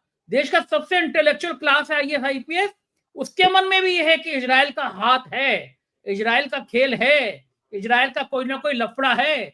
इकबाल भाई, आपका क्या मानना है? देखिए, मैं आपको संजय जी बता दूं, टेक्नोलॉजी आज की तारीख में पूरी दुनिया में जो है वो काम कर रही है और आप सिर्फ 2 किलोमीटर की बात कर रहे हैं। अगर आप पिछले कुछ दिनों में देखो तो चाइना ने चाइना जो कि सुपर पावर माना जाता है, अमेरिका सुपर पावर माना जाता है, उसके कई जहाज जो है वो कुछ सेकंड के लिए उसने रडार से गायब कर दिए थे, वो सिग्नल से मिसिंग हो चुका था। यानी कि अमेरिका से एक जहाज उड़ता है और वो चाइना की तरफ बढ़ रहा है, लेकिन अचानक उसके कुछ सेकंड को लेकर के वो दिशा भूल जाता है और किसी और दिशा में चला जाता है। यानी कि 2 किलोमीटर नहीं, मैं कहता हूँ हजारों किलोमीटर तक ये मामला चल सकता है। जैसे पेजर का मामला सामने आया था, पेजर के अलावा हम जो इलेक्ट्रॉनिक डिवाइस यूज करते हैं, देखिए लोगों को शायद ये पता नहीं है कि जितने हम स्मार्ट मोबाइल यूज करते हैं, वो अगर मोबाइल बंद भी है तो एजेंसी जो है वो चाहे तो ट्रैक कर सकती है कि आप क्या बात कर रहे हो, कहाँ चल रहे हो, किसके साथ चल रहे हो। ऐसे ऐसे सॉफ्टवेयर आ चुके हैं कि आपके अगर मोबाइल में हम डाल दे तो वो आपको पता तक नहीं लगेगा, आपकी लोकेशन, आपकी फोटो, आपकी बातचीत जो है वो सारी वो शेयर करता रहेगा ईमेल पे। तो कोई बहुत बड़ी बात नहीं है इस टेक्नोलॉजी के दौर के अंदर, और टेक्नोलॉजी धीरे धीरे करके इससे बहुत आगे बढ़ती जा रही है कि हमको इन सारी चीजों में आइडिया भी नहीं है इस पूरे मामले के अंदर कि कौन व्यक्ति कहाँ बैठा है, क्या हो रहा है, हमारी बात कौन सुन रहा है, किस तरह के हालात है। तो अगर इस मशीन की भी अगर हम बात करें तो देखिए, भले ही इलेक्शन कमीशन ये चैलेंज करता है कि आप आइए दिखाइए, लेकिन कई ऐसे लोगों ने बाहर डेमो भी तैयार किया है। अगर मैं दिल्ली की बात करूं आपके, तो जो एडवोकेट महमूद प्राचा है, उन्होंने इस तरह को लेकर के काफी सवाल खड़े किए हैं और कई डेमोस की बात भी की है। जब हम मैं आज से कुछ साल पहले की बात करूंगा, जब मैं इंडिया टीवी में काम किया करता था, तब हमने लाइव डेमो कराया भी था कि आप किसको वोट देते हो और जाता कहीं है। जो एक सीयू जिसको कहते हैं, कंट्रोल यूनिट पैनल जिसको कहा जाता है, अगर उसकी सेटिंग देखिए, कंप्यूटर क्या होता है वो रीड करता है, आपने जो सिस्टम में डाल दिया है कि आपने ये चीजें रीड करनी है तो उसको वो लेना शुरू कर देता है। वो किसी के चलाए बिना डायरेक्टली चलना शुरू नहीं होता है। कुछ ना कुछ आपने अंदर प्रोग्रामिंग अगर फीड कर दी है और प्रोग्राम को आपने कमांड दिया है कि आपको ये सारी चीजें करनी है, तो आप देखिए कि वो कमांडिंग करना शुरू कर देता है। चाहे हम एक्सेल यूज करें, वर्ड यूज करें, इतनी ही चीजें। अभी टेक्नोलॉजी के दौर के अंदर अगर हम बात करें एआई की, आर्टिफिशियल इंटेलिजेंस जो आ चुकी है, हम हमारे मन के सारे सवाल उसको पूछते हैं, वो रिसर्च करता है, कुछ सेकंड्स के अंदर हमको सारी चीजें बना करके वो दे देता है। यानी कि टेक्नोलॉजी दुनिया में इतनी आगे बढ़ चुकी है कि अब वो सोचना कि ये नहीं पॉसिबल है, ये नहीं हो सकता है, वो सारी चीजें संभव होती हुई नजर आ रही है। और आप देखिए कि जिसको कोई नॉलेज ना हो, अगर वो टेक्नोलॉजी को लेकर के एआई के अंदर अगर एक मैसेज डाल दे कि मुझे फला फला सारी जानकारी चाहिए, आप देखिए कि तुरंत वो सारी जानकारी मुझे लगता है 5 से 10 सेकंड के अंदर मिलना शुरू हो जाती है।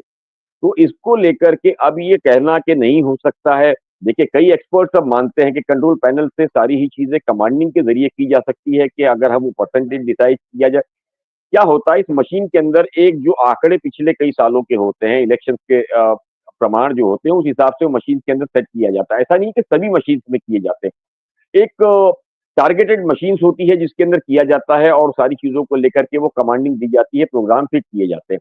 अगर उससे बहुत परसेंटेज अगर वोटिंग बढ़ जाती है 5%, 10%, तो हालात थोड़े से नॉर्मल हो सकते हैं। या अगर कमांडिंग ये दी जाए कि 3 के बाद 1, 2 के बाद 1, तो इस तरह वो जो वोट्स है वो धीरे-धीरे करके मूव होना शुरू होगा। अब ये टेक्नोलॉजी जो मशीन्स में लगी है उसकी जाँच तो वो एक्सपर्ट ही करके बताएगा कि वाक़ई में क्या उसमें लगा है या नहीं लगा है। हालाँकि इस पूरे मामले में इलेक्शन कमीशन जो है डिनाई कर रहा है। लेकिन टेक्नोलॉजी की बात करके ये कहना कि हो नहीं सकता है, संभव नहीं है, ये चीज़ अभी आज के दौर में सारी चीज़ें खत्म हो गई है। हम मोबाइल्स के अंदर देखो बैठ करके दिल्ली के कंप्यूटर्स हम ठीक कर लेते हैं। आप देखिए कि अगर दिल्ली में मुझे कोई चीज़ आपके कंप्यूटर से ठीक करनी है, मैं यहाँ बैठ करके सारी चीज़ें एक सॉफ्टवेयर के ज़रिए कर सकता हूँ। तो बहुत सिंपल ये सारी चीज़ें हैं, बहुत आसान है ये करना और नामुमकिन अब रहा नहीं। अभी सारी ही चीज़ संजय जी मुमकिन है, चाहे वो इज़राइल की पॉलिसी की बात हो। आप देखिए, हम ये कहते हैं कि व्हाट्सएप हैक नहीं होता है, लेकिन आपने पिछले दिनों देखा कि कई देश के और दुनिया के बड़े-बड़े लीडर्स के जो है ऑडियोज़ और उनकी पूरी रिकॉर्डिंग बाकायदा इज़राइल के लोगों के पास मौजूद थी। इसके अलावा गूगल ये खुद दावा करता है कि उसको कोई हैक नहीं कर सकता है, लेकिन हमने देखा कई दुनिया के बड़े-बड़े हैकर्स हैं जिसने गूगल की और दुनिया की बड़ी-बड़ी साइट जो है वो हैक करके जाम कर दी। यानी कि सिस्टम में घुसना संभव है, सिस्टम में जाकर चीज़ों को मोड़ना संभव है। तो इससे इनकार बिल्कुल भी कोई दावा नहीं कर सकता है कि दुनिया की टॉप मोस्ट जो कंपनीज़ है, जो चैलेंज करती है, वो भी हैकर्स को लेकर के परेशान है, उनको भी हैकर्स के साथ समझौता करना पड़ता है संजय जी। बिल्कुल ठीक बात है और ये हकीकत भी यही है कि बड़े-बड़े हैकर को कॉम्प्रोमाइज़ करना पड़ता है। सुबोध जी, कभी-कभी कहा जाता है कानून के लिए कहा जाता था कि कानून का पालन होना ही ज़रूरी नहीं है, पालन हो रहा है ये दिखना भी ज़रूरी है। यही हाल चुनाव आयोग का है। चुनाव आयोग की ड्यूटी है निष्पक्ष चुनाव कराना, लेकिन सवाल ये है कि लोगों को लगना भी चाहिए चुनाव निष्पक्ष हो रहे हैं। ईवीएम को लेकर जब इतने शक-शुबा पैदा हो रहे हैं, इज़राइल की टेक्नोलॉजी की बात हो रही है, तो आपको क्या लगता है कि अगर ये काम अब नहीं हुआ, ये मुकाम नहीं रुका, बैलेट पेपर नहीं लाए गए, तो भारतीय जनता पार्टी को शायद और कुछ परेशानियां सामने आ सकती हैं जनता की तरफ से? आपका क्या मानना है? जी संजय जी, आपने जो बात कही इस पे मुझे याद आ गया टीएन शेषन जी। मैं बहुत छोटा था, बच्चा था, लेकिन मैं जानता भी नहीं था कि क्या चीजें हैं क्या नहीं है। लेकिन उन्होंने एक ऐसा एग्जाम्पल सेट किया था कि लगता था कि चुनाव आयोग मतलब कुछ होता है। वैसा ही एक एग्जाम्पल सेट राजीव कुमार जी ने भी कर दिया है। शेरो शायरी करना, एलिगेशंस को ले लेना और चीजों को डिनाई कर देना। तो जो ये बहुत ही जो होता है ना कि बहुत हीला हवाली करके काम करना कि ठीक है सरकारी है, कर रहे हैं, कौन हमें क्या कहेगा क्योंकि हम तो ये है। लेकिन सबसे इंपॉर्टेंट है कोई कुछ कहता नहीं है। जनता कभी कुछ नहीं कहती है। जनता 5 साल में सवाल का जवाब देती है। जनता ये कह नहीं रही है, लेकिन जनता के दिमाग में ये चीजें सेट हो रही हैं कि क्या सही है क्या गलत है। जैसे अभी अब हमारे मनीष ने बोला कि जनता उदासीन हो जाएगी ऐसे ही अगर चलता रहा। दूसरी बात जो है, एक चीज और मैं डिस्कस आप सबसे करना चाहूंगा कि जिस तरह से बात थी ना कि एक राष्ट्र एक चुनाव, क्या ये सब चीजें करके एक राष्ट्र एक चुनाव करके क्या चीजों को आसानी से ही अपने हाथ में लेना, क्या इस तरह की तो चीजें नहीं चल रही हैं? ये भी अपने आप में सोचने वाली बात है। वहीं दूसरी बात है कि जो बैलेट पेपर की बात कही जा रही है और आपने जो बोला मैं बिल्कुल उसका समर्थन करता हूं कि आखिरकार अब वो जमाने गए जब डाकू हुआ करते थे, बैलेट पेपर लूट लेते थे। लेकिन अब सही जो बात। है, जब हम इतने ज्यादा, जब वो आगे आ गए हैं, इतने ज्यादा मॉडर्नाइज हो सके हैं, इतनी टेक्नोलॉजी है, आखिरकार बैलेट पेपर के साथ टेक्नोलॉजी को जोड़ करके इलेक्शन क्यों नहीं कराया जा सकता? आखिर क्या वजह है कि लोग शक, जो आज मैं भी जब गया वोट डालने गया, तो मुझे भी कहीं ना कहीं लगा कि यार ये सही है, ये कहीं गलत तो नहीं है, क्योंकि ये सबके मन में है कि वो उसने डाल तो दिए, बटन तो दबाई है, लेकिन दबी कहाँ है उसको पता नहीं है।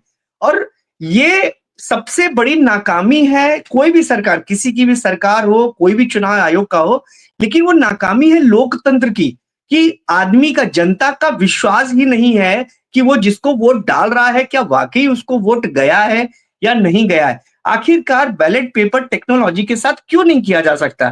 जैसा आपने भी कहा, और इससे मैं भी इत्तेफाक रखता हूं कि अमेरिका जैसा जो राष्ट्र, जो सुपर पावर है, मतलब पूरे वर्ल्ड का सबसे मेन जो सुपर पावर है, वहां पर महीनों चलता है। अब आप सोचिए, वहां पर राष्ट्रपति कब के आ गए हैं, डोनाल्ड ट्रंप, लेकिन वो 19 जनवरी को ही होंगे, जो जनवरी में, जो 20 जनवरी को। तो आप समझिए, उनको नहीं है जल्दबाजी, जबकि वो जान रहे हैं कि इतने टाइम में जो है, बाइडेन है वो गड़बड़ कर सकते हैं, सब कर सकते हैं, लेकिन उनको कोई घाई नहीं है। वो लोग क्यों एकदम अच्छे से कर रहे, आखिर क्यों वो? क्योंकि वहां पे जनता का इन्हीं सब चीजों पे विश्वास है, जनता इसी चीजों को लेकर वहां वोट करती है। हमारी जनता को सत्ता समझती नहीं है, सत्ता समझती है इनको तो बस लाडली बहना कर दिया, हमने माहौल जो बना दिया, और हमने बोल दिया, आ देखो वो कौवा कान ले गया, तो जनता कान नहीं देखती है, कौवे के पीछे भाग जाती है। तो वो जो माहौल है, उससे हमें सबको अब बाहर निकलना चाहिए।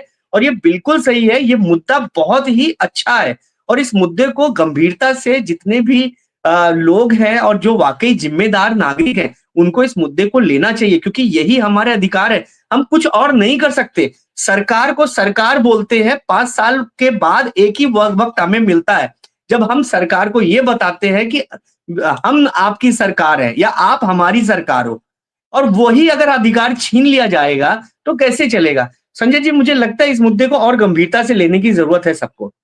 बिल्कुल ठीक कह रहे हैं आप, एकदम ठीक कह रहे हैं राशिद भाई। जैसे इकबाल भाई ने कहा, जी इकबाल भाई कुछ कह रहे हैं, प्लीज माइक अनम्यूट कर लीजिए। तो जी मैं ये जी। कहना चाह रहा हूँ कि देखिए, आज इंटरनेट की दुनिया इतनी बढ़ चुकी है जिसके बारे में हम जानते नहीं है। एक डीप वेब जो होता है, हम सारे लोग जानते हैं उसके बारे में, जो गूगल और बिंग से सर्च इंजन से नहीं किया जाता है, लेकिन दुनिया के जो बड़े बड़े खेल जो होते हैं वो उससे होते हैं, जो शायद मुझे लगता है आम कॉमन आदमी को इसकी जानकारी भी नहीं होगी। और इसको लेकर के दुनिया के टॉप मोस्ट एजेंसीज हो, दुनिया के टॉप मोस्ट लोग हैं, वो उस मामले को डीप वेब के अंदर चलते हैं, और उसके जो खेल है वो इतने बड़े बड़े हैं कि मुझे लगता है एक सामान्य आदमी शायद इसको समझ ही नहीं पा सकता है कि दुनिया के अंदर वाकई में इतने बड़े प्लानिंग्स और इतने बड़े गेम होते हैं। तो मुझे ऐसा लगता है कि हम इस टेक्नोलॉजी को जितना हल्का समझ रहे हैं, ये उससे बहुत आगे है। हम 2 किलोमीटर नहीं, मुझे लगता है 2000 किलोमीटर दूर बैठ करके भी इस पे कमांडिंग हासिल कर सकते हैं, संजय जी। बिल्कुल ठीक कह रहे हैं संजीव जी। सभी लोगों ने अपने अपने ये विचार व्यक्त कर दिए। आपसे बात करूं, फिर मैं राशिद के पास जाऊंगा।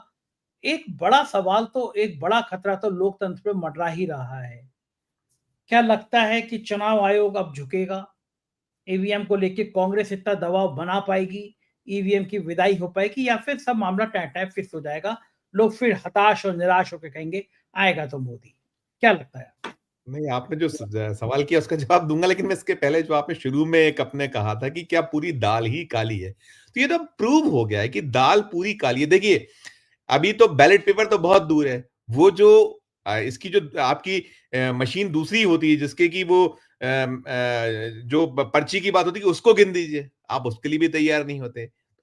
इलान मस्क जैसा व्यक्ति जो दुनिया में अपने इस क्षेत्र के लिए ख्यात नाम है, वो कह रहा है, और बहुत सारे दुनिया के देशों में इसको निकाल के फेंक दिया गया। लेकिन भारत में क्यों अड़ाई हुई है सरकार, क्यों अड़ा हुआ है election commission of India? Election commission of India की ऐसी कौन सी दिक्कत है, मजबूरी है? आपने जो कहा कि भाई 3 दिन लगे, हमने तो बहुत लंबे वक्त तक हमने वो चुनाव देखे हैं, और जो पहले रात 10 बजे तक, 11 बजे तक लगभग लगभग सारा जो डाटा है आ जाया करता था। तब तो सारा टेबुलेशन हाथों से होता था, कलेक्टर्स उस पर जब तक मोहर नहीं लगाते थे, हम लोग के पास होता था, उसके बाद मिलता था। और आज जब एक क्लिक पे आपको सारी जानकारी मिलती, फिर इतना डिफरेंस, आप हर घंटे हर उसमें आप जो 17 सी की बात होती, तमाम चीजें हैं। फिर क्यों इतना इतना डिफरेंस आ रहा है? जो भी राशिद भाई कह रहे थे कि कैसे बढ़ता है कि आप सुबह आइए तो 8-8% एक्स्ट्रा हो रहा है, नहीं समझ में आता। और आप पिछली बार तो मैं लोकसभा में देखा था 8वें और 10वें दिन तक आंकड़े आ रहे थे, 7वें दिन तक आंकड़े आ रहे थे। क्यों इन चीजों को इस तरीके से किया था? तो बहुत सारी शंकाएं, बहुत सारी वो है। और इलेक्शन कमीशन ऑफ इंडिया की बात है, मुझे ऐसा लगता है कि जब तक ये है मिस्टर राजीव कुमार, और साथ साथ देखिए जो हमको सबसे ज्यादा जिस पे फेथ है अभी आज भी करते हैं लोग, भले ही तमाम बातें करें, सुप्रीम कोर्ट क्यों इसमें खामोश है? क्यों नहीं वो जो बैलेट यूनिट है उसकी जो जुड़ती है उसको क्यों नहीं गिनती का आधा उसी का दे देती? वही नहीं करी। तो दाल पूरी काली है, कहीं से कहीं तक उम्मीद कम है। लेकिन मुझे लगता है कि हम उम्मीद नहीं छोड़ेंगे। और ये जो कांग्रेस ने कदम उठाया है कि हम सड़कों पे आएंगे, और जनता जब एक अपना पूरे आक्रामक तरीके से उस पर उठेगी, तो शायद मुझे लगता है कि कितना ही आप कुछ कर लें, झुकना तो शायद पड़ेगा। ना केवल इनको झुकना पड़ेगा, बल्कि शायद वो सुप्रीम कोर्ट ऑफ इंडिया को भी सोचना पड़ेगा कि अब कुछ इनिशिएटिव लेना चाहिए। संजय जी। बिल्कुल ठीक कह रहे हैं, इस रात की कोई तो सुबह होगी। राशिद भाई, बात टेक्नोलॉजी की हो रही थी, इकबाल भाई भी कह रहे थे, मैं भी कह रहा था, इजराइल ने पेजर ब्लास्ट करके दिखा दिया कि टेक्नोलॉजी कहाँ तक पहुंची है। और लोग शंका जाहिर कर रहे हैं कि कहीं गाड़ी में बैठकर ईवीएम मैनेज कर सकती है। मुझसे तो एक आईपीएस ने कहा, आईजी ने कहा, तब मेरे दिमाग में भी नहीं आया, जहन में भी नहीं आया। उसने कहा, यानी ब्यूरोक्रेट, देश को चलाने वाले लोग भी ये बात कर रहे हैं कि इजराइल को भारत सरकार सूट करती है, उतना ही धार्मिक उन्माद फैला सकती है, उतना ही मुसलमानों को काबू में कर सकती है। तो ये सरकार को बने रखना जरूरी है, इस सरकार की ताकत को बने रहना जरूरी है। क्या लगता है कुछ खेल हुआ होगा ईवीएम में? वाकई में खेल हुआ होगा, थोड़ा खेल हुआ होगा, और क्या ईवीएम की विदाई हो पाएगी या नहीं? आखिरी सवाल। संजय सर, बात यह है कि टेक्निकल जो लैंग्वेज है और टेक्निकल जो इशू है, बाज मर्तबा हमारे दर्शक इन बातों को बहुत ध्यान से सुनते नहीं है। लेकिन चूंकि आपने मोसाद का इजराइल का जिक्र किया है, तो मैं आपको बता दूं, मुंबई कांड के अंदर मोसाद का बाकायदा इन्वॉल्वमेंट था। ये दुनिया के बड़े अखबारों की कटिंग जब जो चाहे मुझसे ले सकता है। 2011-12 के अंदर मोसाद के लोग पकड़े गए। और अभी मैं आपको बताऊं, दुबई के अंदर इनके एक धर्मगुरु होते हैं जिन्हें राबाई बोलते हैं, वो राबाई मारा गया दुबई में। उसमें 3 उज्बेकिस्तान के लड़कों को पकड़ा भी गया है। उसके रिश्तेदार थे जो 2011 में मनमोहन सिंह जब सरकार थी, जब पकड़े गए थे मुंबई से। और तीसरी चौथी बात मैं आपको बता दूं कि हमारे मणिपुर के पास एक समुदाय है जिनके बारे में उनका कहना यह है, ये आने वाले वक्त में चूंकि हमारी मीडिया बताती नहीं है, कि उसका ताल्लुक सीधा और सीधा जो है वो बेसिकली ईसाई यहूदी कौम से है। तो ये मोसाद के लोग तो पहले से एक्टिव हैं। हाँ, 2014 के बाद से उनकी खबरें आना बंद हो गई हैं। अदरवाइज मैं आपको बता दूं कि वो जो राबाई मारा गया, उसके कनेक्शन में ही यहाँ के मोसाद के लोग पकड़े गए थे। अब आ जाती है, मैं थोड़ी सी बात पेगासस पे भी करना चाहता हूं। पेगासस के बारे में सुप्रीम कोर्ट ने साफ कहा कि जो सपोर्ट जो लड़ रहे थे, जो मिलनी चाहिए थी, यहाँ की जो संस्थान थे, जो उनको बताना चाहिए था कि पेगासस के अंदर क्या क्या चीजें हो सकती, पूरी तरह से उनको कॉपरेशन नहीं मिला। आखिरकार वो वाली बात भी हमारे ठंडे बस्ते में चली गई।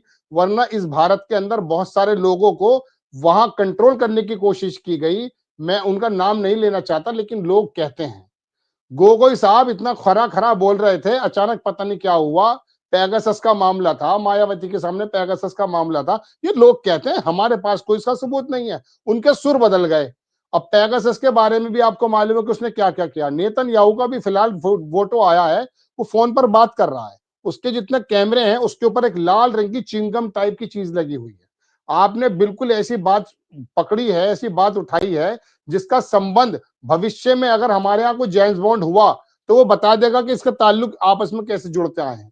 लेकिन इस तरफ हम बात नहीं करते। हमारे बात क्या कि हमारा जो मेन स्ट्रीम मीडिया है वो ऐसी चटपटी खबरों के अंदर उलझाए रखता है आम दर्शकों को कि इतनी ज्यादा डीप जर्नलिज्म की बातें ना हमारा दर्शक सुनता है। कुछ अखबार दुनिया के बड़े बड़े हैं वो लिखते हैं। अब एक बात मैं और भी कहना चाहता हूं, वो ये है संजय सर, देखिए मध्य प्रदेश में 2018 में और राजस्थान में चुनाव हुए, वहां दोनों जगह भारतीय जनता पार्टी चली गई।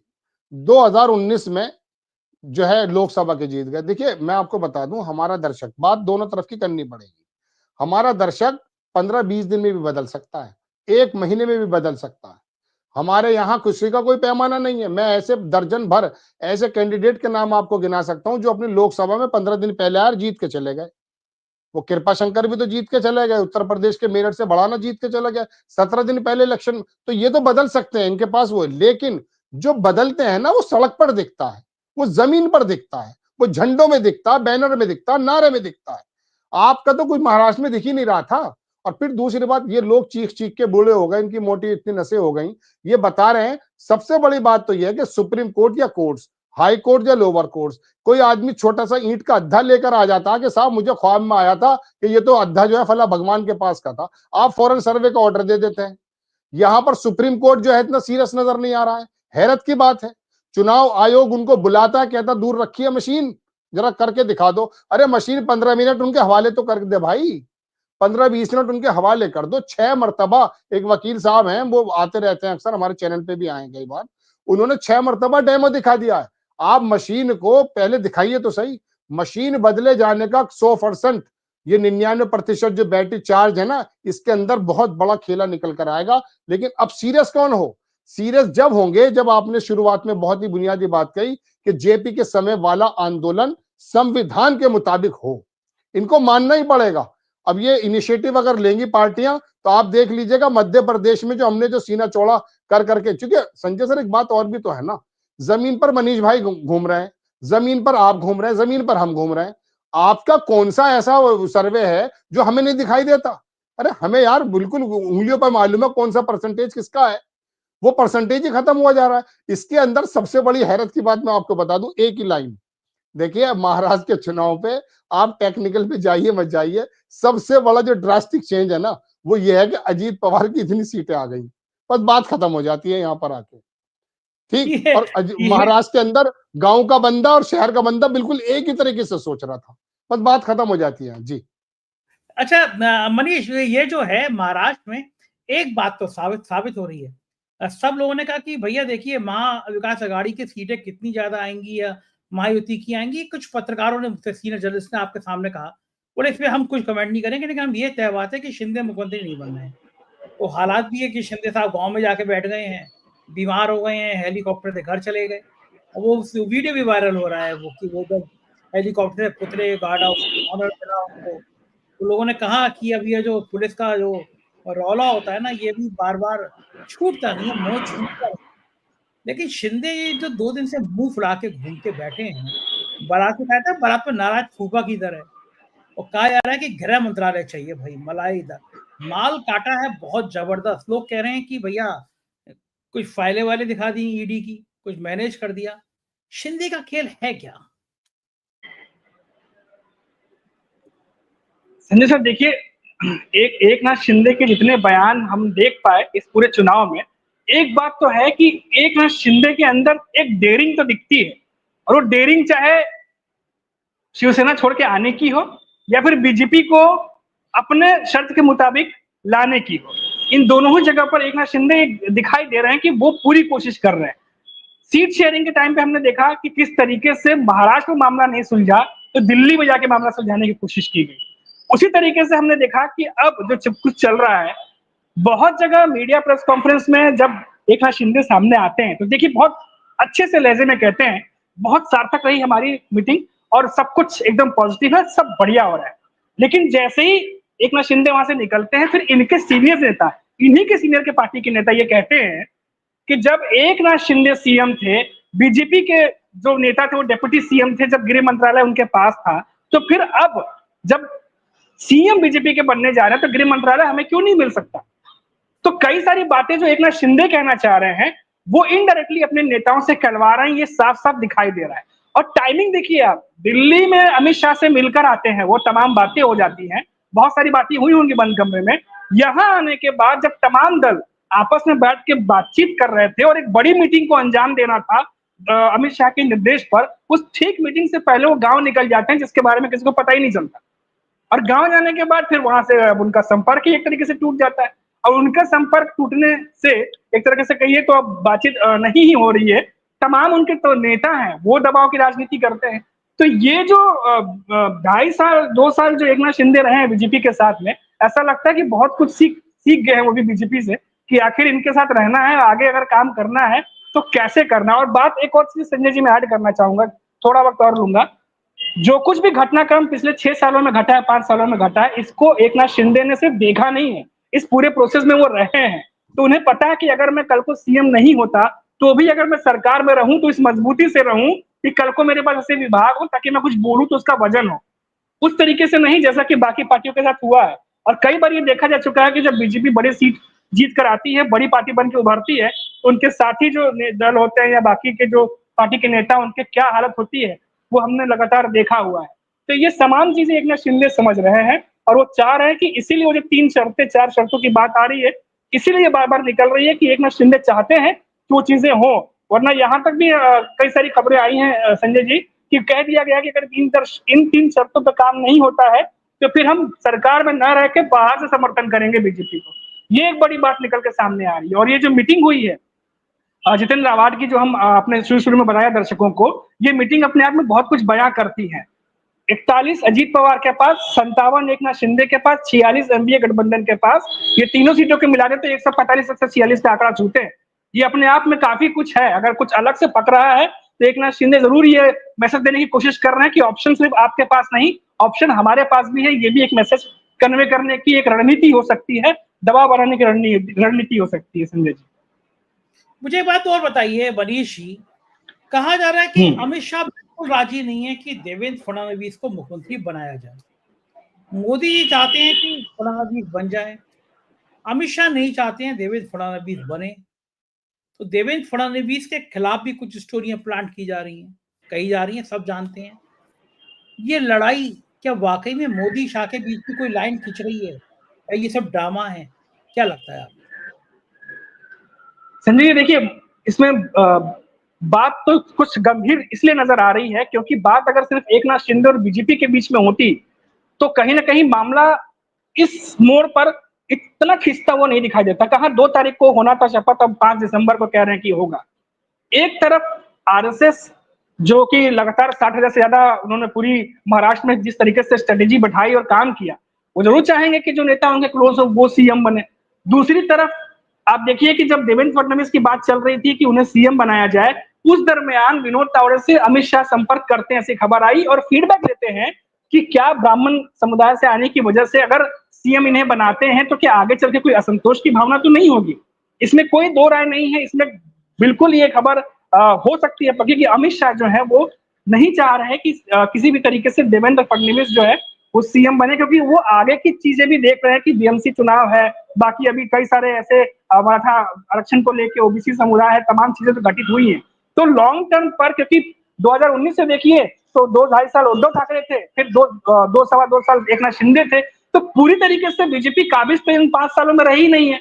अब जब 132 सीटें जीत करके आए तो चाहते हैं कि ये 5 साल में कोई हमारा सीएम बैठे, पूरी तरीके से हम महाराष्ट्र पर राज करें। तो इस रणनीति के तहत चल रही है, लेकिन सिर्फ एकनाथ शिंदे ने परेशान नहीं किया हुआ है, बल्कि बीजेपी के भीतर भी नामों को लेकर के जो है वो कंफ्यूजन की स्थिति बनी हुई है। एक तरफ आरएसएस की खबर आ रही है कि वो किसी नेता के नाम पर चाह रहे हैं, देवेंद्र फडणवीस के नाम पर चाह रहे हैं कि मुहर लगे, लेकिन अमित शाह के मन में कुछ और गणित चल रहा है जिसका वो फीडबैक ले रहे हैं बाकी नेताओं से। ये जाहिर होता है कि अगर देवेंद्र फडणवीस इतना ही आगे चल रहे थे, इतना ही नाम उनका आगे चल रहा था, उनके पोस्टर लग रहे थे, तो फिर नाम अनाउंस करने में देरी कैसे थी? एकनाथ शिंदे ने तो अपना नाम पीछे ले ही लिया था 2-3 दिन पीछे। तो फिर अब बात कहाँ अटकी है? विभागों पे अटकी है। विभाग तो बाद में भी बांटे जा सकते हैं सीएम नाम का अनाउंस करने के बाद। तो ये बात साफ तौर पर जाहिर हो रही है कि सीएम का नाम जो है उसको लेकर बीजेपी के भीतर भी खींचतान है। संजय जी बिल्कुल ठीक कह रहे हैं। संजीव जी आप कुछ कह रहे थे, प्लीज बात अपनी कंटिन्यू करिए, क्या कह रहे थे आप? नहीं, मैं ये कहना चाह रहा था, आपने जो कहा कि अमित शाह ने कौन सी फाइल दिखा दी होगी एकनाथ शिंदे को, मुझे लगता थोड़ा सा इसमें मेरा अलग मत है। मेरा मत ये है कि 2.5 साल वो मुख्यमंत्री रहे महाराष्ट्र राज्य के, जो सबसे बड़ी व्यावसायिक स्टेट है, उसके राज्य मुखिया उस राज्य के। उनके पास क्या क्या फाइलें होंगी? बहुत सारी फाइलें उनके पास होंगी, बहुत।